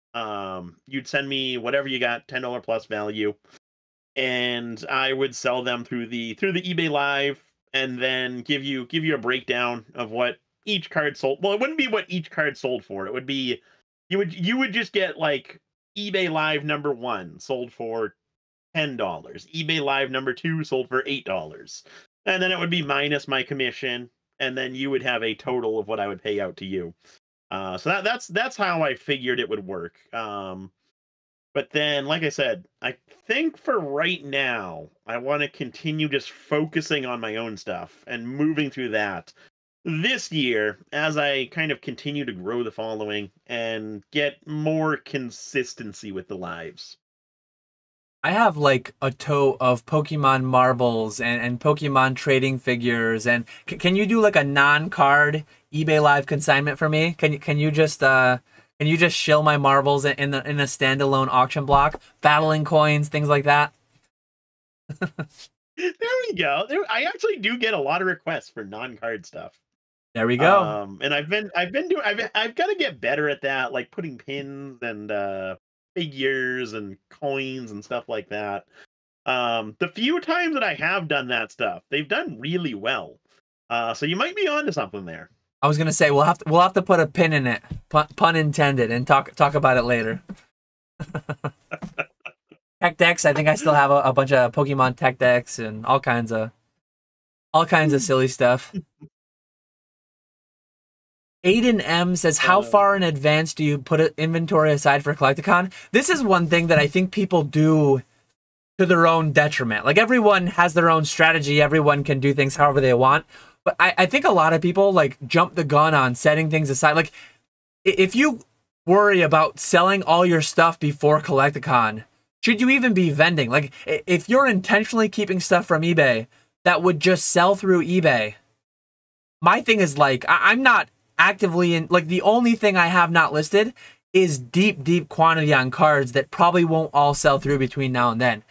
But yeah, I've heard of some people, oh, well, I don't want to list on eBay. I can't do my 10 a day. I can't do my 5 a day, 2 a day, whatever it is, because I need to save that for a Collecticon that's a month and a half away. I mean, if you can sell it all in the meantime, just sell it all and replenish, like buy new stuff. And it is hard with long turnaround times from grading card companies. DGC was doing a week before the announcement, and now they're up to a month or maybe slightly longer. It is tough in that. I get it, and not everyone's doing this full-time job. But I personally don't. Like, and obviously I'm blessed / cursed with a massive backlog of stuff. So I can find stuff to go in the final week and bring it. Not everyone has that blessing curse. But I think it's just weird. It's weird to, like, intentionally not sell stuff, which, again, tax advantage nature of selling things in person, we don't need to dive too deep into that, but some people are solely holding out for that aspect of it. What do you think? Are you, like, stashing stuff intentionally, weeks out, months out? No. It's like what you said, though, where we might have more than other people. Yeah. For me, I try and like when I'm starting to pack for Collecticon, I try and grab everything that's not listed on eBay first. And then once I have all that stuff, then I'll go through my eBay inventory and pick out some of that stuff. But the stuff that's not listed on eBay, it's not stuff that I've just held on to. It's just stuff that I haven't gotten to list yet. So that's more so of my strategy, I guess. But yeah, I agree. I think I wouldn't necessarily hold specific cards for these in-person conventions. Now, obviously, if you're talking like bulkier type singles that you're gonna put into a binder and sell at Collecticon, I think that stuff makes sense because it does take a lot of time and effort to sell those types of cards online. But if you're talking like 20, 30, $40 slabs that maybe aren't necessarily as worth selling on eBay as they are in person, I wouldn't necessarily just kind of stockpile that stuff for months and months and months specifically for this Collecticon. I would at least get most of that stuff if you're like, obviously, if you have more higher end cards to list on eBay, get those listed first. But if you're just kind of not listing anything on eBay and you have these lower end graded cards, get them up on eBay and then use the out of stock feature for Collecticon to bring them to Collecticon, and hopefully they will actually sell there. But I think it's better to just kind of keep feeding that eBay machine and keep listing new stuff on eBay, keep getting those sales on eBay. Because for most people anyway, that's where most of your sales are going to come from. They don't come from these collecticons. Most of your sales are going to come from eBay throughout the whole year. Yeah, it's all obviously it's all very personalized. We have access to a lot of inventory, and we have a lot of stuff that we can't get to in time. So it's not like we're starving our eBay. But if you're intentionally starving your eBay of things because you just want to have a full case at Collecticon and you're tying up like significant amounts of cash flow for you, like you're just doing yourself a lot more damage than anything. I've definitely seen instances where it's just like I feel like people are doing themselves a disservice. They have the time and stuff to get things listed, but they're intentionally not, especially if they're things where the price is just trickling down in the weeks and months that you're withholding it from eBay. Get it through, keep it pushing, as Retro, our very active chat member, likes to say.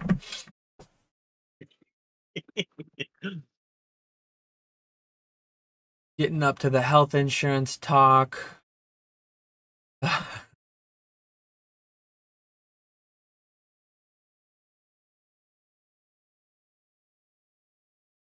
Oh, one thing I wanted to grab quick while we were talking about it. Your average player said, "Would you?" So, if you ever did do consignments on eBay Live, would you do vintage box consignments? I was just typing out a reply to him. But I'm not sure. Well, Saturday is going to be my very first WotC box break on eBay Live. In the past, I've done Team Up, I've done Cosmic Eclipse, and I've done Evolutions. Evolutions did by far the best. Cosmic Eclipse did decent. Team Up was actually kind of a loss, meaning I paid less for the box, but at the same time, boxes were going higher as a sealed box than what I got for the 36 packs. Um, but then that was my very, very first box break. And then Cosmic, I got a little bit of a premium over the sealed box. Evolutions, I did well over the sealed premium.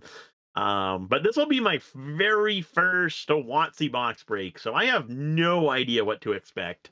My goal with this is I would be a little bit disappointed if I lost money, but I'm okay with that because I'm looking at this to kind of build my eBay Live following. So if I lose money and gain a ton of followers, I think it would be overall a net positive. If I'm able to break even on this box, I would be ecstatic. If I actually make money on this box, I would be over the moon. So that's kind of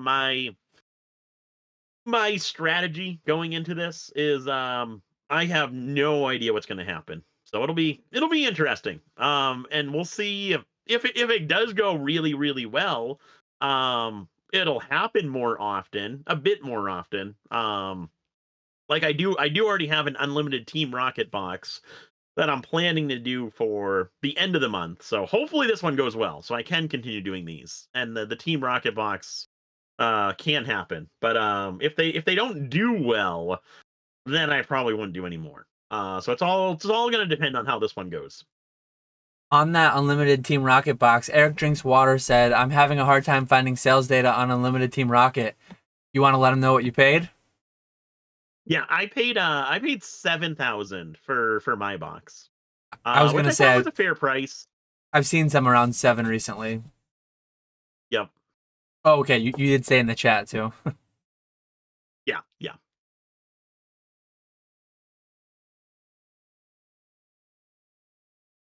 uh, Overhauling wants you to get out your crystal ball. Will the pre-order promo Detective Pikachu 098 go to the moon?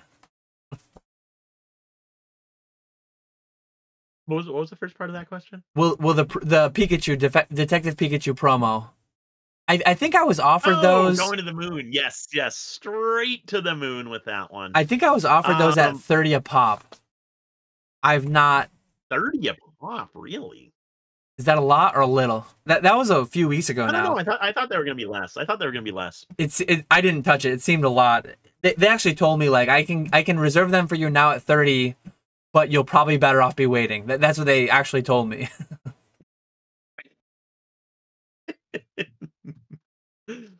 Yeah, I think there's gonna be a lot of those promos that come out, and yeah, I think those are going to go very, very quickly come down. But I do think they are going to be good. I do think they are going to be good. Pikachu, Arcanine, really cool artwork. I think they'll be good. Jordan D says FIRE, which is financial independence, retire early. 98% of those people claim they're retired but try to make money blogging or having their spouses work, etc. There's a very weird dynamic in the FIRE space, which we don't need to get too deep into, but a lot of people are like, oh, well, you claim you're FIRE, but you still work. You still maintain this blog. You still maintain this channel. You still write books.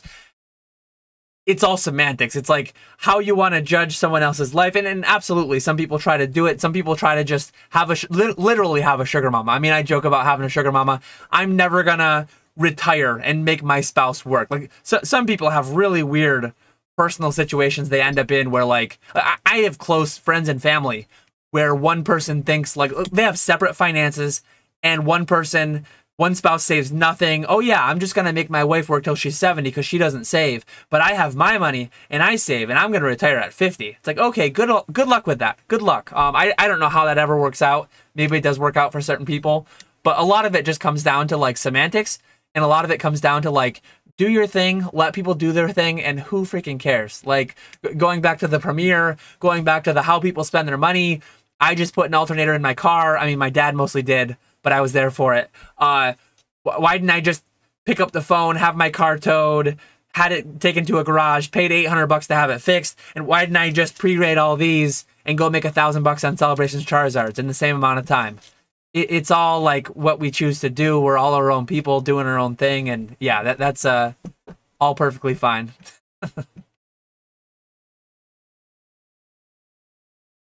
We got Rusty talking about the Hollow Blackstar Eevee. He's sold quantity 314 on the PSA 9, 156 on the 8.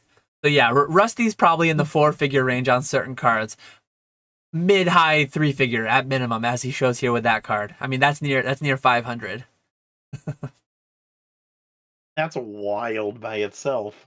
I didn't hear Rusty talk about any of the bricks that he was going to sell me, so maybe he texted me. Maybe we'll talk about that in Charlotte. But I'm hopeful.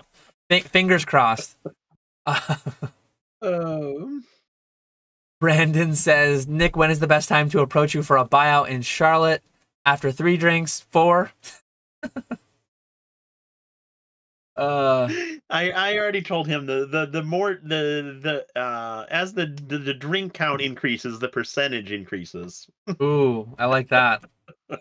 Well, beer's on me, Nick. I'm gonna be buying your drinks all night, I guess. That'll be a solid investment.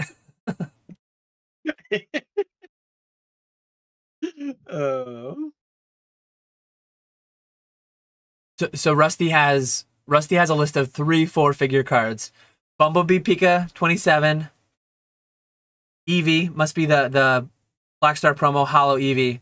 So I guess is Mew 9? Is Mew, I thought Hollow was 9 and 8. So he must have meant Mew 8. I think Mew 8 is the non-Hollow.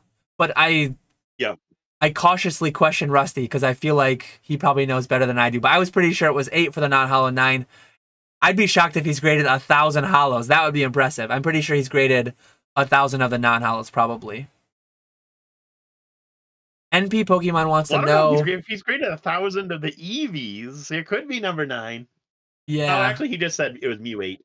Okay, yeah, Mew 8. Yeah, I would have been kind of surprised. I would have been surprised if he had graded 1,000 Hollow. I would have figured it would have been like 5,000 non-Hollow or something. I mean, those are a lot more accessible. That's true. That is true. NP Pokemon wants to know, how was the Lorcana craze at the con? Sorry if you hit already.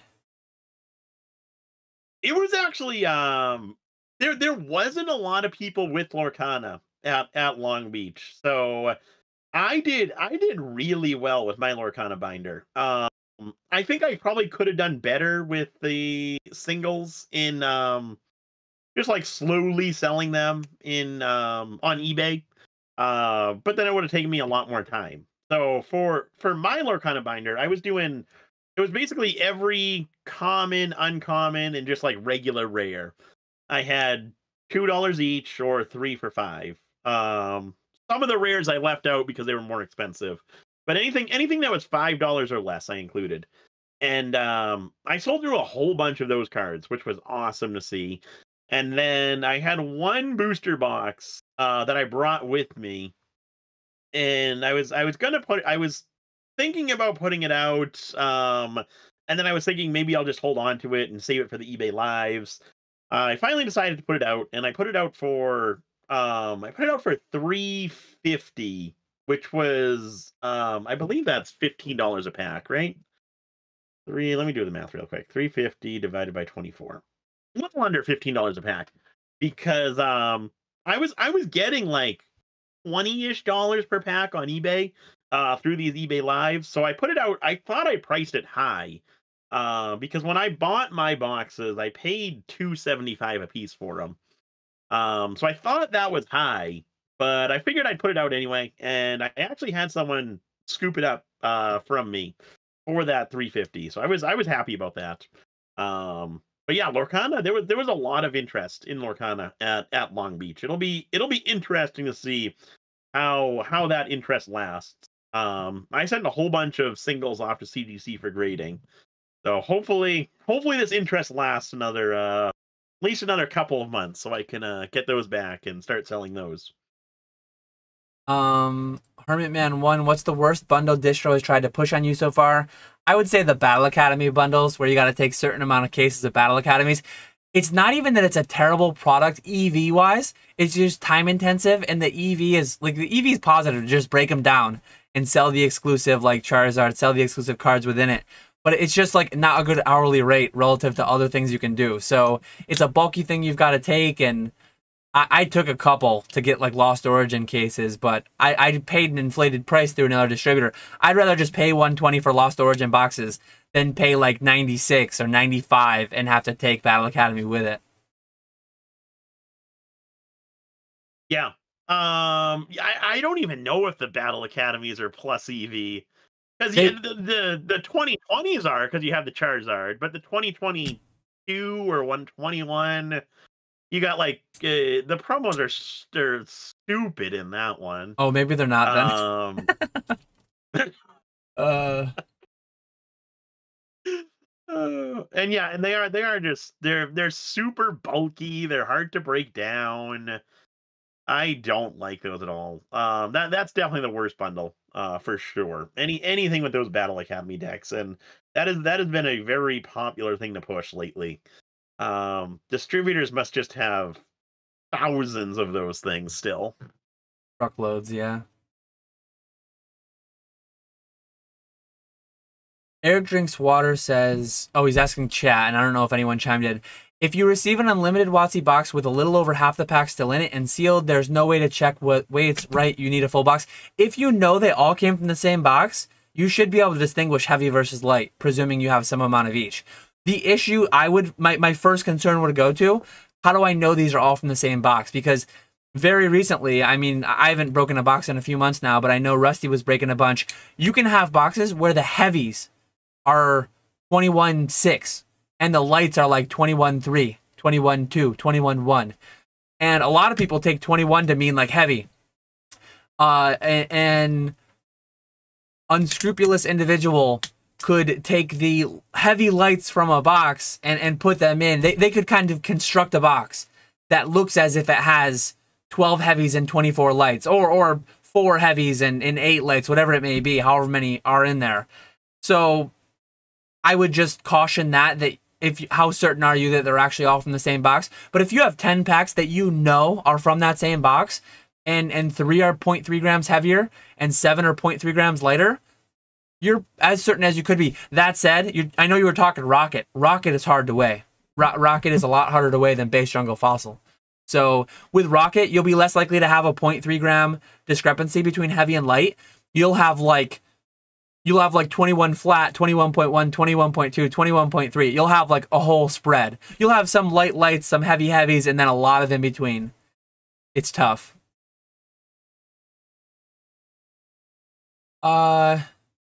Anything to add on that one, or? No, I think you covered that one pretty well. Okay. I will just say the only other thing I'll add is if it's coming from the same place as your sealed box, I forget what you said, but you said you got pictures from a friend or something of a garage. I completely forget. But A sealed it box and sounds then like an these have open been sitting one. in storage for a long time. Yeah. So I think in that case, it's more likely that these packs all did come from that same box. Yeah. Willie says, for newer sellers interested in getting involved at card shows, what considerations would you advise? It's all math, of course, but how would you go about deciding whether or not you're ready? It really is all just math. Like, what are your goals? What do you need to do to make it worthwhile? Like, some people are happy if they pay $500 on flights and hotel, and they pay $300 for the table. They're happy selling $1,000. They're happy just like breaking even. Are you happy breaking even? Or do you need to sell 10 grand to make it make sense? Like, what number will make you happy? What number will make you unhappy? And if you need 5 grand in sales to make you happy, and you have literally $5,000 worth of inventory, full list price, you're probably going to have a bad time, because you're probably not going to sell everything at full ask. Unless you just have the absolute goods and they're priced amazingly well. Maybe you could sell at 100%, but I've never heard of it. Not at full 100% ask. So it's all just relative to, like, what do you deem a success, and a good way to, like, ease into it. I mean, we have 5 sections in Charlotte. We have 5 different people running sections. We have people taking a table. I know if you book through Collecticon directly, you have to buy 2. It's a fairly higher hurdle. Go in a few ways with a couple buddies. It makes it great so that you can take a bathroom break, so that someone can go browse the floor and try to do some buying. Split 2 tables like 4 ways with a few buddies, and start out smaller. Start out with 1 case instead of 1 table, and see how it goes. Like, just try it. See if you might hate it. Like, you might just, oh my God, I'm in this huge room. All this stuff's going on. I don't want to be pinned to a table. Like, you might vend the first time with half a table and realize you hate it. I want to go source. I don't want to sell. Selling's easy. I do that on eBay. I do that on TCG Player. Like, why am I going to buy a table, be pinned at one spot when I want to just browse the floor? Why, I want to sleep till noon. I want to be partying until 5 a.m. I don't want to get up at 8 a.m. and sell crap all day. Like, I just want to party all night. I want like, come and go as I please. I'll kill it at trade nights. Like, know what your goals are. Know what you have for inventory wise, and ultimately, it's just math. Way to make me regret even more vending in Charlotte. I was speaking directly to you when I said party all night, sleep till noon, because I know that's what you want to do. Exactly. No, you covered that one good. I would recommend like you said, the first time I vended at a Collecticon, I remember it was Zach and I, Gem and Pokemon and I, we split 1 table. We each had 1 case, and I really liked vending, and so that's kind of how I got into vending all the Collecticons. And splitting that 1 table with someone was really nice, because it obviously lowered the cost a lot more. And then it gave me a good idea of, okay, what do people actually like at these conventions? What cards had a lot of interest versus which cards didn't have any interest whatsoever. So I was able to learn a lot from that first convention that I could use to start vending all these other conventions, and kind of getting a good idea on what to bring, what not to bring, what sells well, what doesn't sell well. And then even like if you have any like local shows in the area to you, go to a local show and see how that is. Sales are going to be a lot less at these local shows than Collecticons, but if you don't live near any Collecticons where you have to fly and get a hotel and all of that stuff, just try a local show and see what does well, see what doesn't do well, see if you like the experience, if you don't like it. That way you're not having to spend as much money going to an actual Collecticon. But personally, I do really like vending. I think it's a great time. In terms of, like, if you're just going for the sales, it's probably not the best idea to vend. Like if you're looking at it strictly from a monetary perspective, I probably wouldn't vend any of the Collecticons. But then when you combine in getting to hang out with people, meeting people at your booth, buying collections, all of those other factors, then it definitely becomes worthwhile.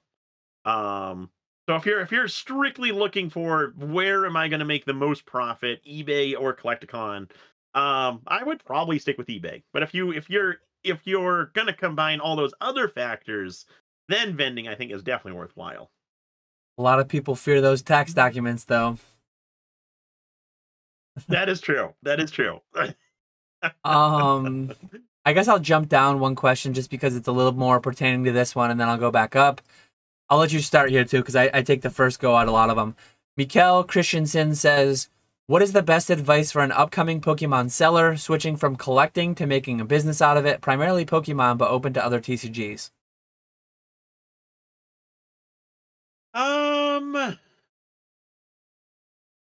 Separate, I guess the biggest thing is separate like yourself from your collection and your business. That's a tough one. That's always been a tough one for me.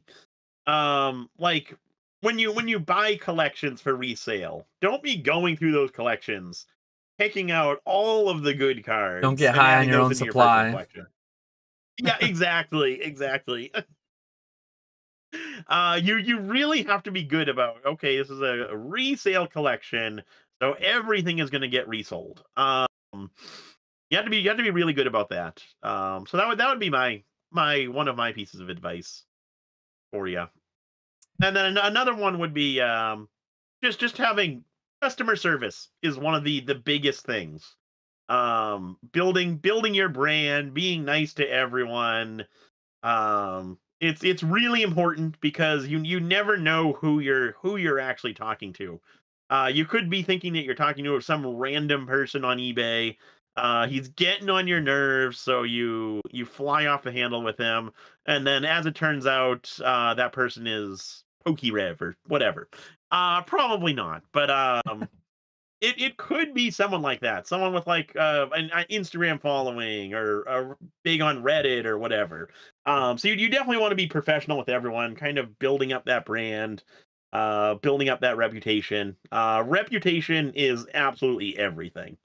It's very hard to build up a good reputation, and it is very easy to destroy a good reputation.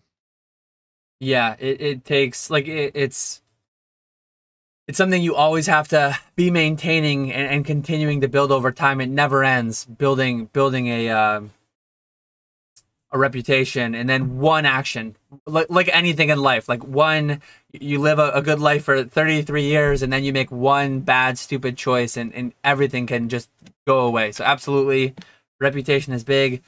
I'll say just the generic, like, separate business and personal. A lot of people start as kind of like a collector, and then it gets a little bit more into like intending to profit. A lot of people start buying on the same credit card they buy their groceries on. A lot of people split that as early as you can, ideally before you even start. Inventory is more tax efficient than collection. I'll always say that. Consult professionals, all the generic stuff. We've talked about it a million times. Like all this advice is probably peppered into all of our Poke Flips all the way back through. But it gets spread out a lot, and it's hard to find it all. I contemplate making some more of those, like, beginner, the first 3 things you need to do, the top 5 things you need to do, the 5 mistakes people make. But yeah, those are the big ones. And you don't need to have a YouTube. You don't need to be active in different Discords and Facebooks and things like that. But I think it does help a lot. I think, like, Nick and I obviously both chose that route. Years ago, we got on E4. I think we're both of our, like, original putting ourselves out there. And we just made the connection between us. You make connections through so many people. And the fact that we're so in with a lot of people in the space, like the grading companies, the selling platforms. We know a lot of our big competition, not just competition, like mutual, like, partners in a lot of ways. Like I've bought from and sold to a lot of the big people in the space just over the years, having had the relationships with them, and you find out what certain people's niches are, what certain people are after, and I funnel things certain people's ways, and people funnel things my way. Like that, those relationships are really big, and rewarding too. Like not just monetarily big, but like big from an enjoyment perspective too, because you can just slave away 100 hours a week doing your own grind on all these different selling platforms, and just be completely like closed off from everything. The socialization and all that through YouTube, through Discord, and that helps keep some sanity too. So that's good. This is true. This is true. Hangry Williams says, do you think with more sets coming out in the future, will the Pokemon Center stamped ETB promo start being pricier compared to the normal ETB promo, or will that only apply to popular Pokemon? Eric Drinks Water kind of covered it. I think generally speaking, the more exclusive, more expensive one will be slightly more exclusive and more expensive, but it will be highly dependent on like how well does it grade. Like I don't know if you're talking raw or graded or one or the other or both, but it all comes down to like how good the art is, how popular the species is, and 10 rates and things like that. Same with any other card. Supply and demand, fundamentally.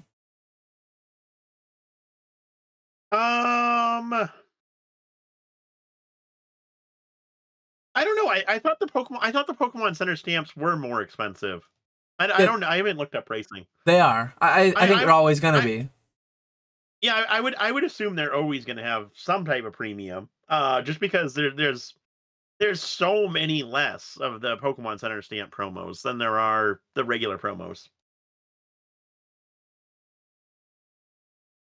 I see Retro. E4 members have the best reputation. I trust Dan less every day. So many big people in the hobby are or were on there. Like so many people. Like where on the doll? Where on the doll did E4 hurt you? So many. Like it's almost one of those like boogeyman things. One of those like I am a victim of E4. It's like such a common thing out there. And I just don't get it. Like again, I have friends on both sides. The whole breakup, Mount Moon, E4. Like I don't even know all the details of that, but a lot of the people I'm closest with in the hobby, you, Rusty, James, I'm Jake. So many people go like the origins trace back to E4. Like it just is what it is. That's where a lot of us found each other. There's a wealth of information on there. I'm primarily on E4 on Discord these days, not so much forums, but like there's still tons of value to that. It's E4 hate is just like it's the hip thing these days, I guess. I don't know.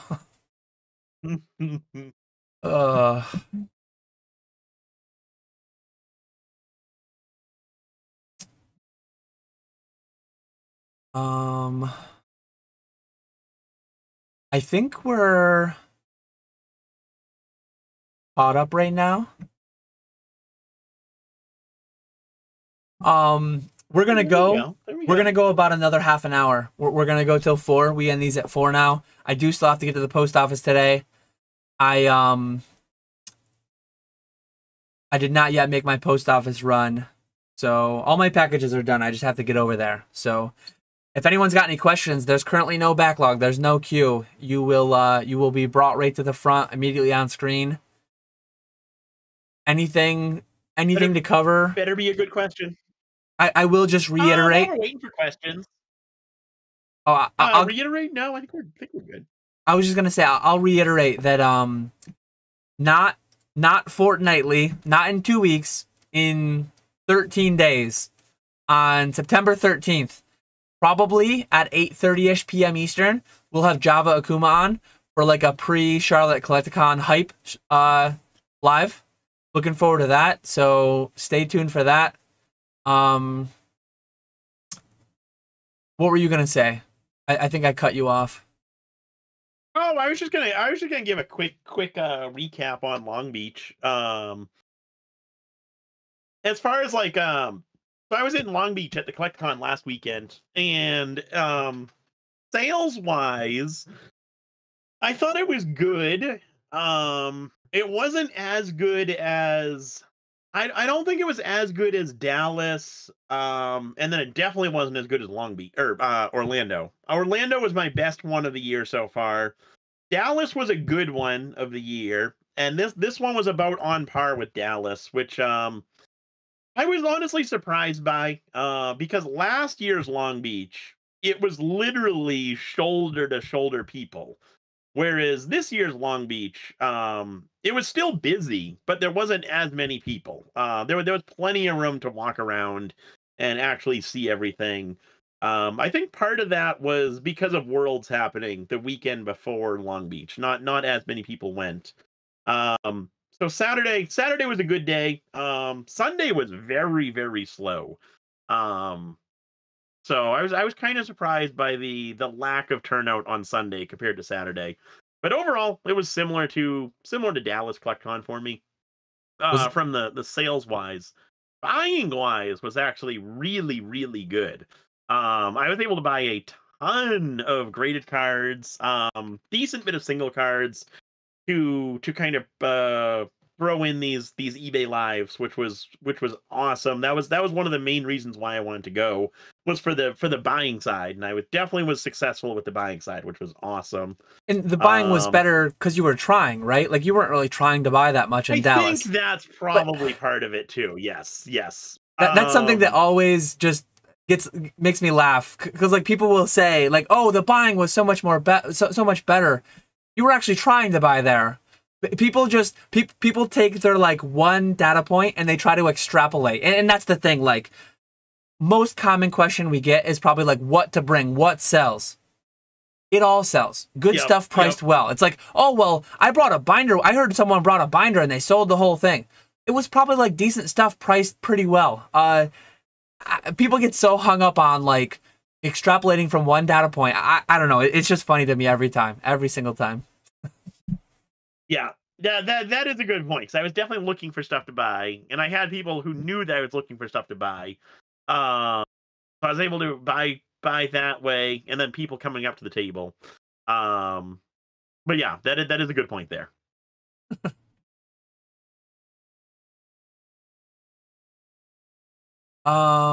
Here we go. We got a couple more questions now. Eric Drinks Water had some perspective too for Obsidian Flames. Charmander's $5 without a stamp and $35 with it. I don't know how that will bear out in the future. I don't know how graded varies, if they're similar quality or not. But it makes sense. Like, I have no idea the relative print run, but I would presume the Pokemon Center one is more exclusive. The ETBs are literally sold in all Walmarts, all Targets, all LGSs. Like, we all get access, we all get allocations to those. Whereas the Pokemon Center are solely coming in. And almost double the price. Like, the Pokemon Center exclusive one is available at full retail only on PokemonCenter.com, whereas a lot of people are getting wholesale price to the regular ETB. So the cost basis for the regular ETB is like half. Yeah, I think I don't know if the Pokemon Center ETBs will ever, or will have this type of premium all the time, but with a popular promo, I can definitely see it. I think it'll always have some type of premium. What that premium is, couldn't tell you. Pokey Martin says, can you describe how you decide what modern cards to send to PSA versus CGC? Does final sale price play a factor? It's just math, as always. But one thing I will say, almost every card, well, I shouldn't say almost every card. There are a lot of cards out there that sell well for good margin in all cases. Celebration Charizard, I beat it to death. That thing has margin in all slabs. BGS, PSA, CGC. The numbers are different, the math is different, but like the EV is there. The EV is better on certain ones at certain times. You got the Black Label, Moonshot, very, very low chance of getting that. But literally just do the math. Ideally, you find cards that are so deep and so liquid, like Celebrations Charizard, grade with all of them. Why choose one? Grade with all of them. Like, I want to sell so many of these cards. Nagabas. I have 30 plus sets out with every company. I have 50 plus with PSA. Sell them in every color. Sell them in every grade and every color. I want to be the car dealership with, you want blue, you want all-wheel drive, four-wheel drive, standard, automatic. I want every SKU of these pop 10,000 cards. Yeah, like, it's just math. And some of them will get beat down, like PSA by the end of the summer, by the end of the year on the Nagabus, it might get beaten down to nothing. And I think it should. Watch my video Monday. But that's where more like the CGC Pristine, the Black Label, you need to take all those things into account. But yeah, that's my thoughts. What do you think? Recently my strategy has completely changed. I'm now sending everything to CGC. The only stuff I'll send to PSA now is stuff that I don't want to sell through the lives. So like $250 plus cards, I'll still send those to PSA because I want to get those listed, buy it now, and get the biggest premium that I can for them.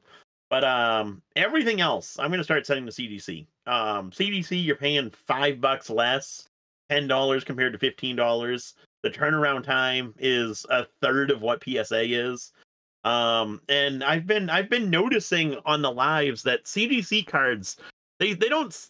I think PSA does have a little bit of a premium through the lives, but it's not as much of a premium as like normal eBay. So people in the lives still do like the CGC cards. So I'm just kind of wanting to get as many cards out as possible, get as many cards back as possible, and just kind of keep up this 60, 70 auctions per day thing going. Since I started the lives, been turning through a lot more graded cards, single cards, which is awesome, and I want to keep this going. So in order to kind of fuel that, I gotta be getting cards back as quickly as possible, and waiting 3 months just is not feasible. Because I was good about getting submissions off PSA every month, but then I kind of stopped doing that, and now it would just take me too long to get that train going again. Mr. Walters, I was gonna put Pokey Martins on screen saying good answer, Nick, thanks. What about me? And then we got Mr. Walters stepping in with the bad answer, Dan. I mean, my answer is the answer people don't like, but my answer was a good answer. But yeah, it is what it is. Strange. I don't know how you pronounce that. Zodarap. It's been a while. How's the business going for you guys? Business is doing well. It's gonna be a little hectic here with the schedule through the school year, but I'll sort it out. Business is going well. Yeah, likewise. These eBay lives have been an absolute game changer. You were talking about it a little bit in your live the other week. I haven't mentioned it at all, but I actually completely gave up, or not completely. I still have some listed. Some of the more high quantity ones that sell through really well. But I almost completely gave up sub $3 cards. And I did that because the lives are just becoming more and more of my business. It's already well over half of what I'm making on eBay, which is awesome to see. Hopefully it keeps up like that. But yeah, the lives have been an absolute game changer for me, and I absolutely love it. So I ended like 800 of my listings, and I want to, at some point, I want to go through and kind of get my listings that are still up there, get those completely fixed, make sure the quantity is still accurate, all that stuff. Get new scans, update the item specifics, and then also just remove anything that I want to sell through the lives versus just the normal eBay store. Jordan D said, question, I've hesitated to send in Scarlet and Violet era cards to PSA. Lots of print lines, poor print quality, and many with glaze issues on the back. Have any of you graded much, and how have they done? Why get out a ladder and try to climb to the top of the tree and grab all these high-hanging fruits when you can just grab the low-hanging ones? Like, I do not have the time to capitalize on the lower hanging fruits. So I just don't even, when I hear how bad the print quality is, there's absolutely money to be made there, given that it's harder, less people are doing it, or the 10 rates are lower, whatever it may be. It's worthwhile, but I'm going after the lower hanging fruit personally.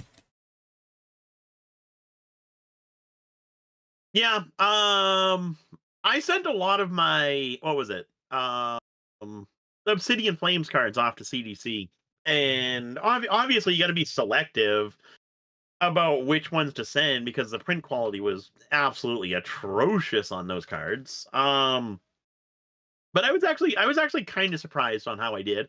I thought I did better than expected. It was a lot of nines and 9.5s. I did get a few tens though, which was nice. Those were definitely unexpected. But yeah, it was a. I did my opening for Paldea, and I went through a lot of cards to select out the better ones to send off to PSA and CDC, and there were a lot of ones that I just sold as raw cards because of the condition issues. Overhaul in 27, common question. Percent of slabs you guys sell in US versus other countries and regions like Europe. I feel like I used to be more like 80% US, 20% international. It's probably gotten to like 90-10. I need to see if it's a setting. I need to see what's going on. My eBay international shipping, I've heard maybe the dollar's stronger, whatever it may be. Obviously, Forex consideration. Sometimes we sell more, sometimes we sell less internationally. But yeah, something's going on. I'm selling a lot less internationally, noticeably, like maybe half as often. What about you? Yeah, I would say it's pretty similar. Not many international orders anymore. A lot of just domestic stuff.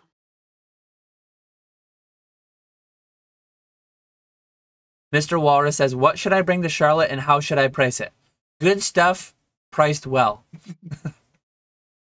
There we go. There we go. You should bring stuff. You should bring like really illiquid stuff that won't sell on eBay. Price it the same or higher than you had it on eBay for.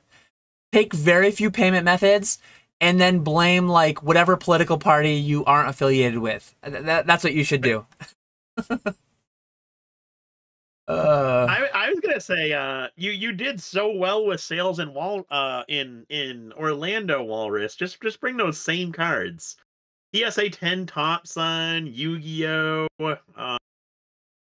all that super niche stuff that nobody wants.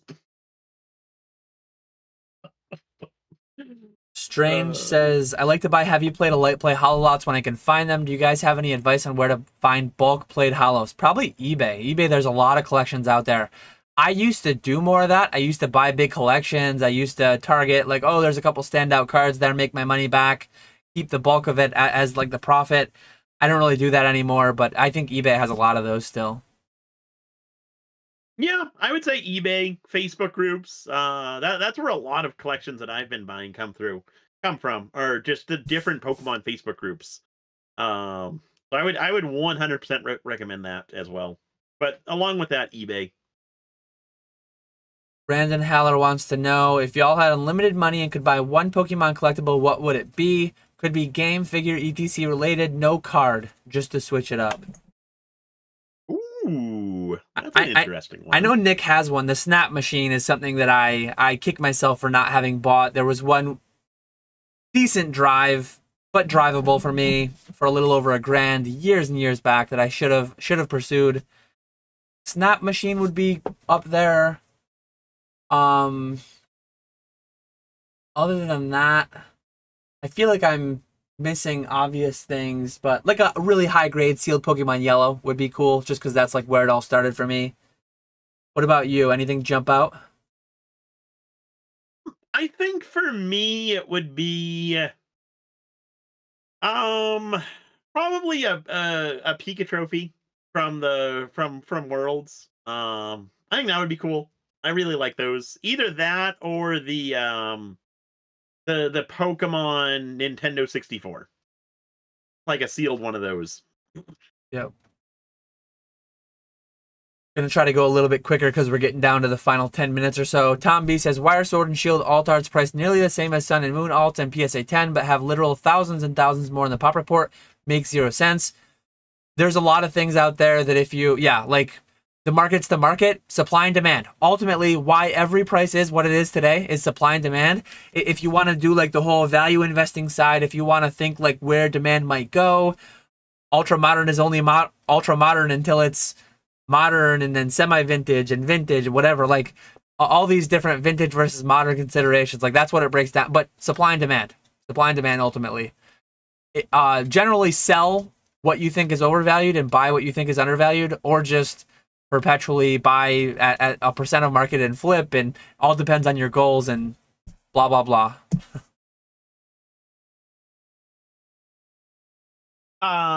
Yeah.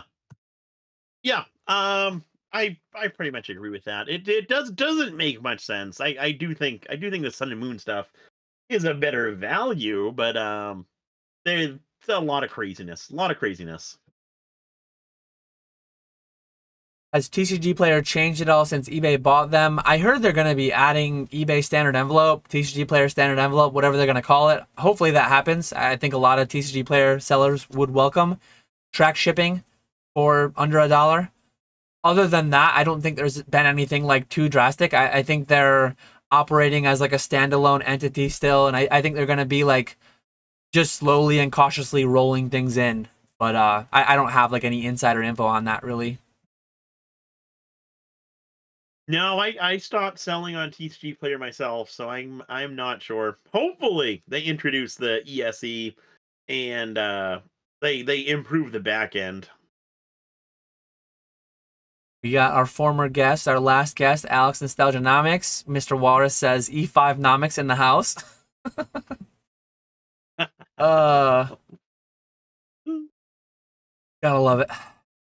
Pokemartin says, as much as I like math, science, and dealing with absolutes, we're humans and have to make inferences or judgment calls that go beyond just math.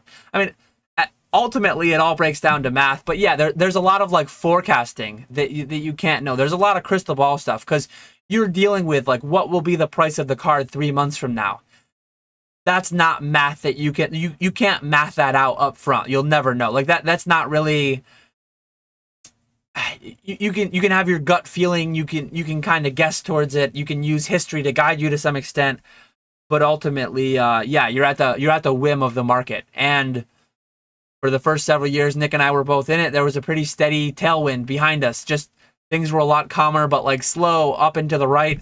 And then the past few years, just a huge like all over the place. Things 20xing, things falling 50%, 90%. It makes that more complex, but like a lot of things are easier in that way more margin is available, way more plays are out there, way more liquidity, way more just prices are higher, but like that means the sale prices are higher too, and the liquidity's massively higher. So generally speaking, all things considered, it's easier today than it was 10 years ago, I think personally. Yeah, I would say so. That things are easier, definitely in certain ways easier than they were back in the day. Especially like information, ease of getting product, stuff like that. Eric Drinks Water says, is there a reason you wouldn't look at the Legends Arceus promo as a base for how the Detective Pikachu will do long term, other than the fact that it's Pikachu, of course? I don't know why specifically that promo would be used to gauge the Detective Pikachu promo, but that's what you always have to do. Like you use history to guide to some extent, look for similar promos, but you're never going to know exact print runs. You're never going to know, even if the distribution of one is similar, it's not going to be exact, and it might be printed 10 times as much. Like you're just never going to know ultimately the numbers behind it, and it's just like gut feels, and it's a little bit of guesswork. But as long as you guess correctly more often than you make mistakes, as long as you're going positive EV, that's honestly why like people are guessing on 151, people are guessing on Scarlet and Violet, people are guessing on these promos and this and that.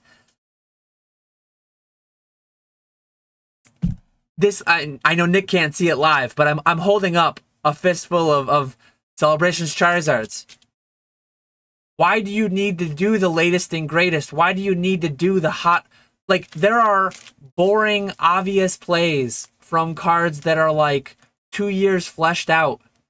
That the margin is, I don't know how many times but like, everyone asking these questions about the next set. Do you all have like all of these plays that are old and obvious and still somehow making margin? Are you guys like capped out on those? Like you just bought 20 Celebrations Charizards this morning on TCG. Like for me, making $200-$500 an hour on Celebrations Charizards, I'm gonna keep doing that. And that's one card. There's a lot of cards out there that are 2 years old, 3 years old, a year old, more fleshed out with less guesswork, available in high quantity. And I saw somebody say, shout out to Patreon. I show you how I bought the cards. I show you my methods. Evil paywall. I did that one video sponsored by the Patreon. We got like 20 new patrons in a couple days. Like that video worked. How many people stay and how many people stick around, I have no idea, but it was interesting to see. But yeah, me personally, it's like why deal, and this is where it comes to like why I don't go for certain plays, why I didn't go after Lorcana. Why deal in so much unknown where I have there's so many more unknown variables and I have so much less control over what happens when there are like obvious things staring me in the face that it's not a certainty by any stretch of the imagination. Celebrations Charizard is not a certainty, but in some ways it's almost like more certain than the new. I don't even know what the 10 rates are going to be. I don't know how long PSA is going to turn around. These are just some of my thoughts. I don't know. What do you think? Yeah, I don't know. I like the idea of having the newest stuff now, because like especially for me with the lives, people want the newest stuff. Like Lorcana is really popular, so you gotta you gotta keep up with all that newest stuff now. So I'll definitely be getting into the Detective Pikachu promos, because it'll be the newest thing. And I think how it does is just going to depend on how many actually get released. Like I think back to like the Illustration Charizard. That could have been a really good promo. It had everything going for it, but then they released like a bajillion of those things. So it really just, it all comes down to how easy is it going to be to get those, and what is the like buy price for raw copies going to get down to. I see the Green just saying, question for Dan, why did you sleep on Celebrations Charizard for so long? I have, like, again, it's a meme. I have such a big backlog. It's a blessing and a curse. I'm not, like, there are so many plays out there. It's actually ridiculous. It's actually insane when people are, like, asking to be handheld and pointed towards them, when literally I'm holding, I made the joking thing. I've given people the rod and the reel. I hooked a worm on the hook.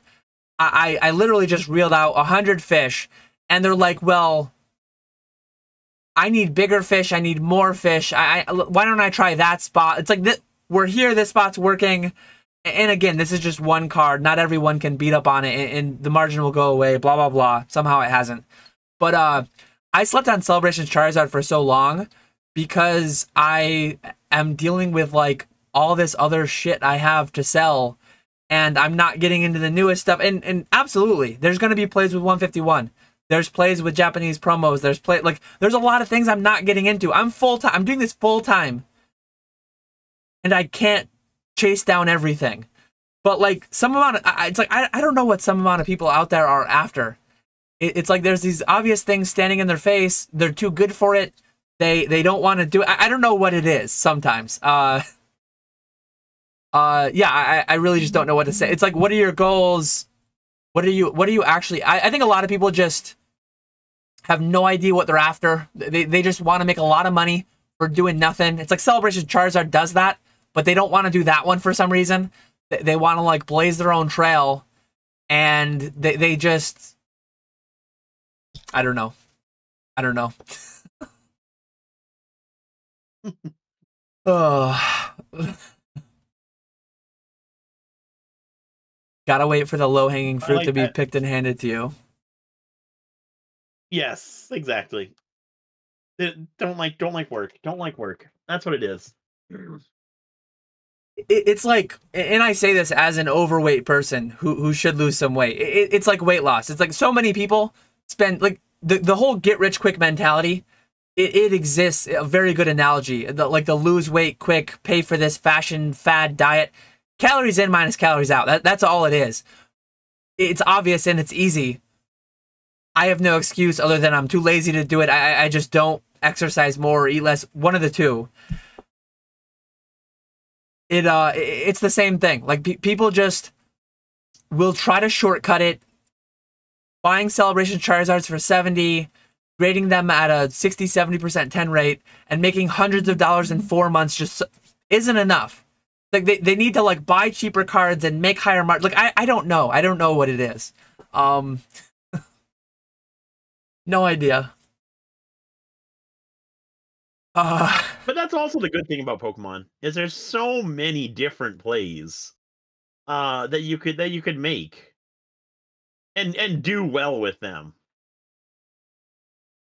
And people just won't. Like that I don't think it's going to last forever, but as of right now, it's lasted longer than I expected. There's just buyers out, like there's all this money out there.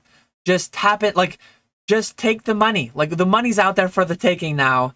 All these people are asking about all these, and it's like, if I don't see a lot of PSA 10 Celebrations Charizards alongside my own, like what is everyone doing? I don't know.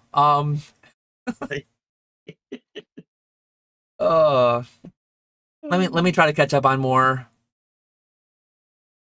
comments. Nice to see you, John. John made it to 1 live. There we go. Pokemart wants to know, are you sending 151 cards to CGC or PSA or potentially use $40 tier?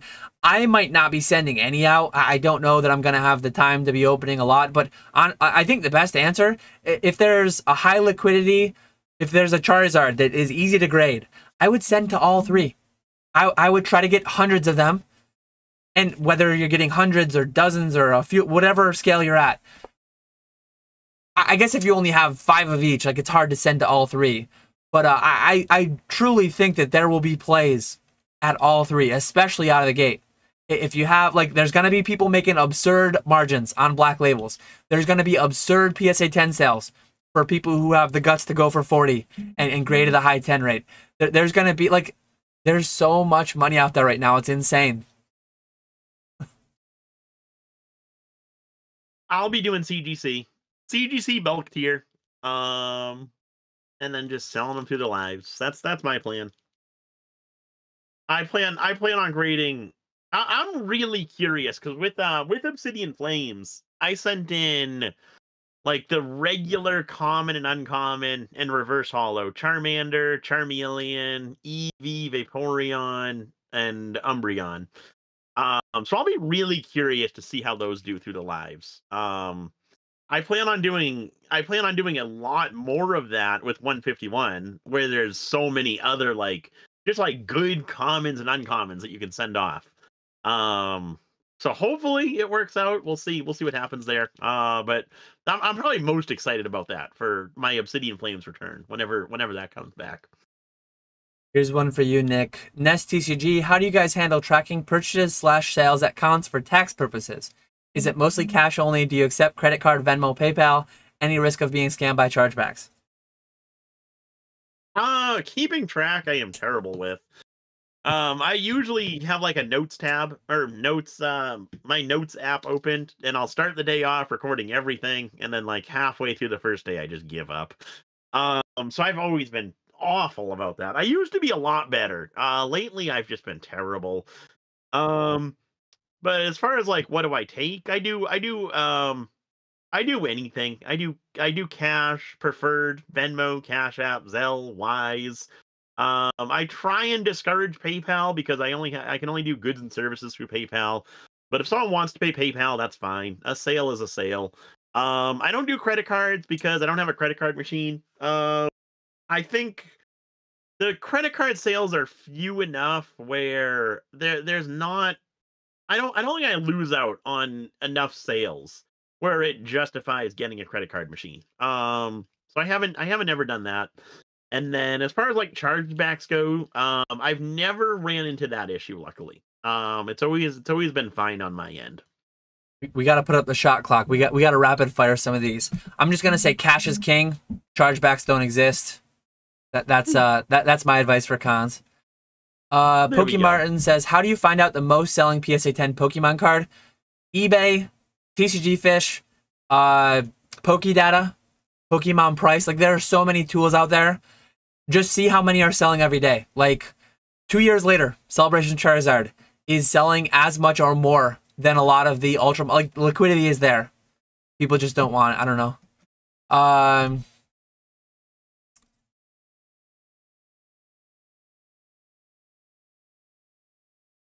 I think we're mostly caught up now. Nick, here's one. The Green Chiz says, Nick, how many Celebration Shards have you bought and why is it 0? I'm trying to buy Nick's from him. Nick literally has like 100 that he won't grade because he's trying to pre-grade them, like he's trying to grade black labels. He forgets how easy PSA grades 10s. Like, Nick, 10 years in, grading 5 figures of cards, forgets how easy PSA 10s are. I don't know what he's doing. Nick's insane. Oh. Yeah, and I gotta go through those at some point again. You think? No, there's a lot of off-centered. Bring him to Collecticon. I'll buy him from you for like cash money, $80 a pop. Like, let me skim off. Let me skim off like 20% of them to you for Ron Year Mint. I'll pay $80 a pop cash. Man, bring him. I'm not even like bring him. I want to see him. I'll buy a ton of them. I need more. There we go. I think we're done. We're 5 minutes after, so we're probably gonna wrap up there. Java Akuma, special guest on September 13th, probably at 8:30 p.m. Eastern. Stay tuned for that. Anything else to add in closing? No. Thanks for hanging out, everyone. It's been fun as always. If you're not doing anything Saturday night, come hop into my eBay Live, get your $1 first edition fossil pack. I see Professor Oak is here, so we have to wrap up now because Professor Oak is here. We've got to end it. Oh yeah, time to end. Really looking forward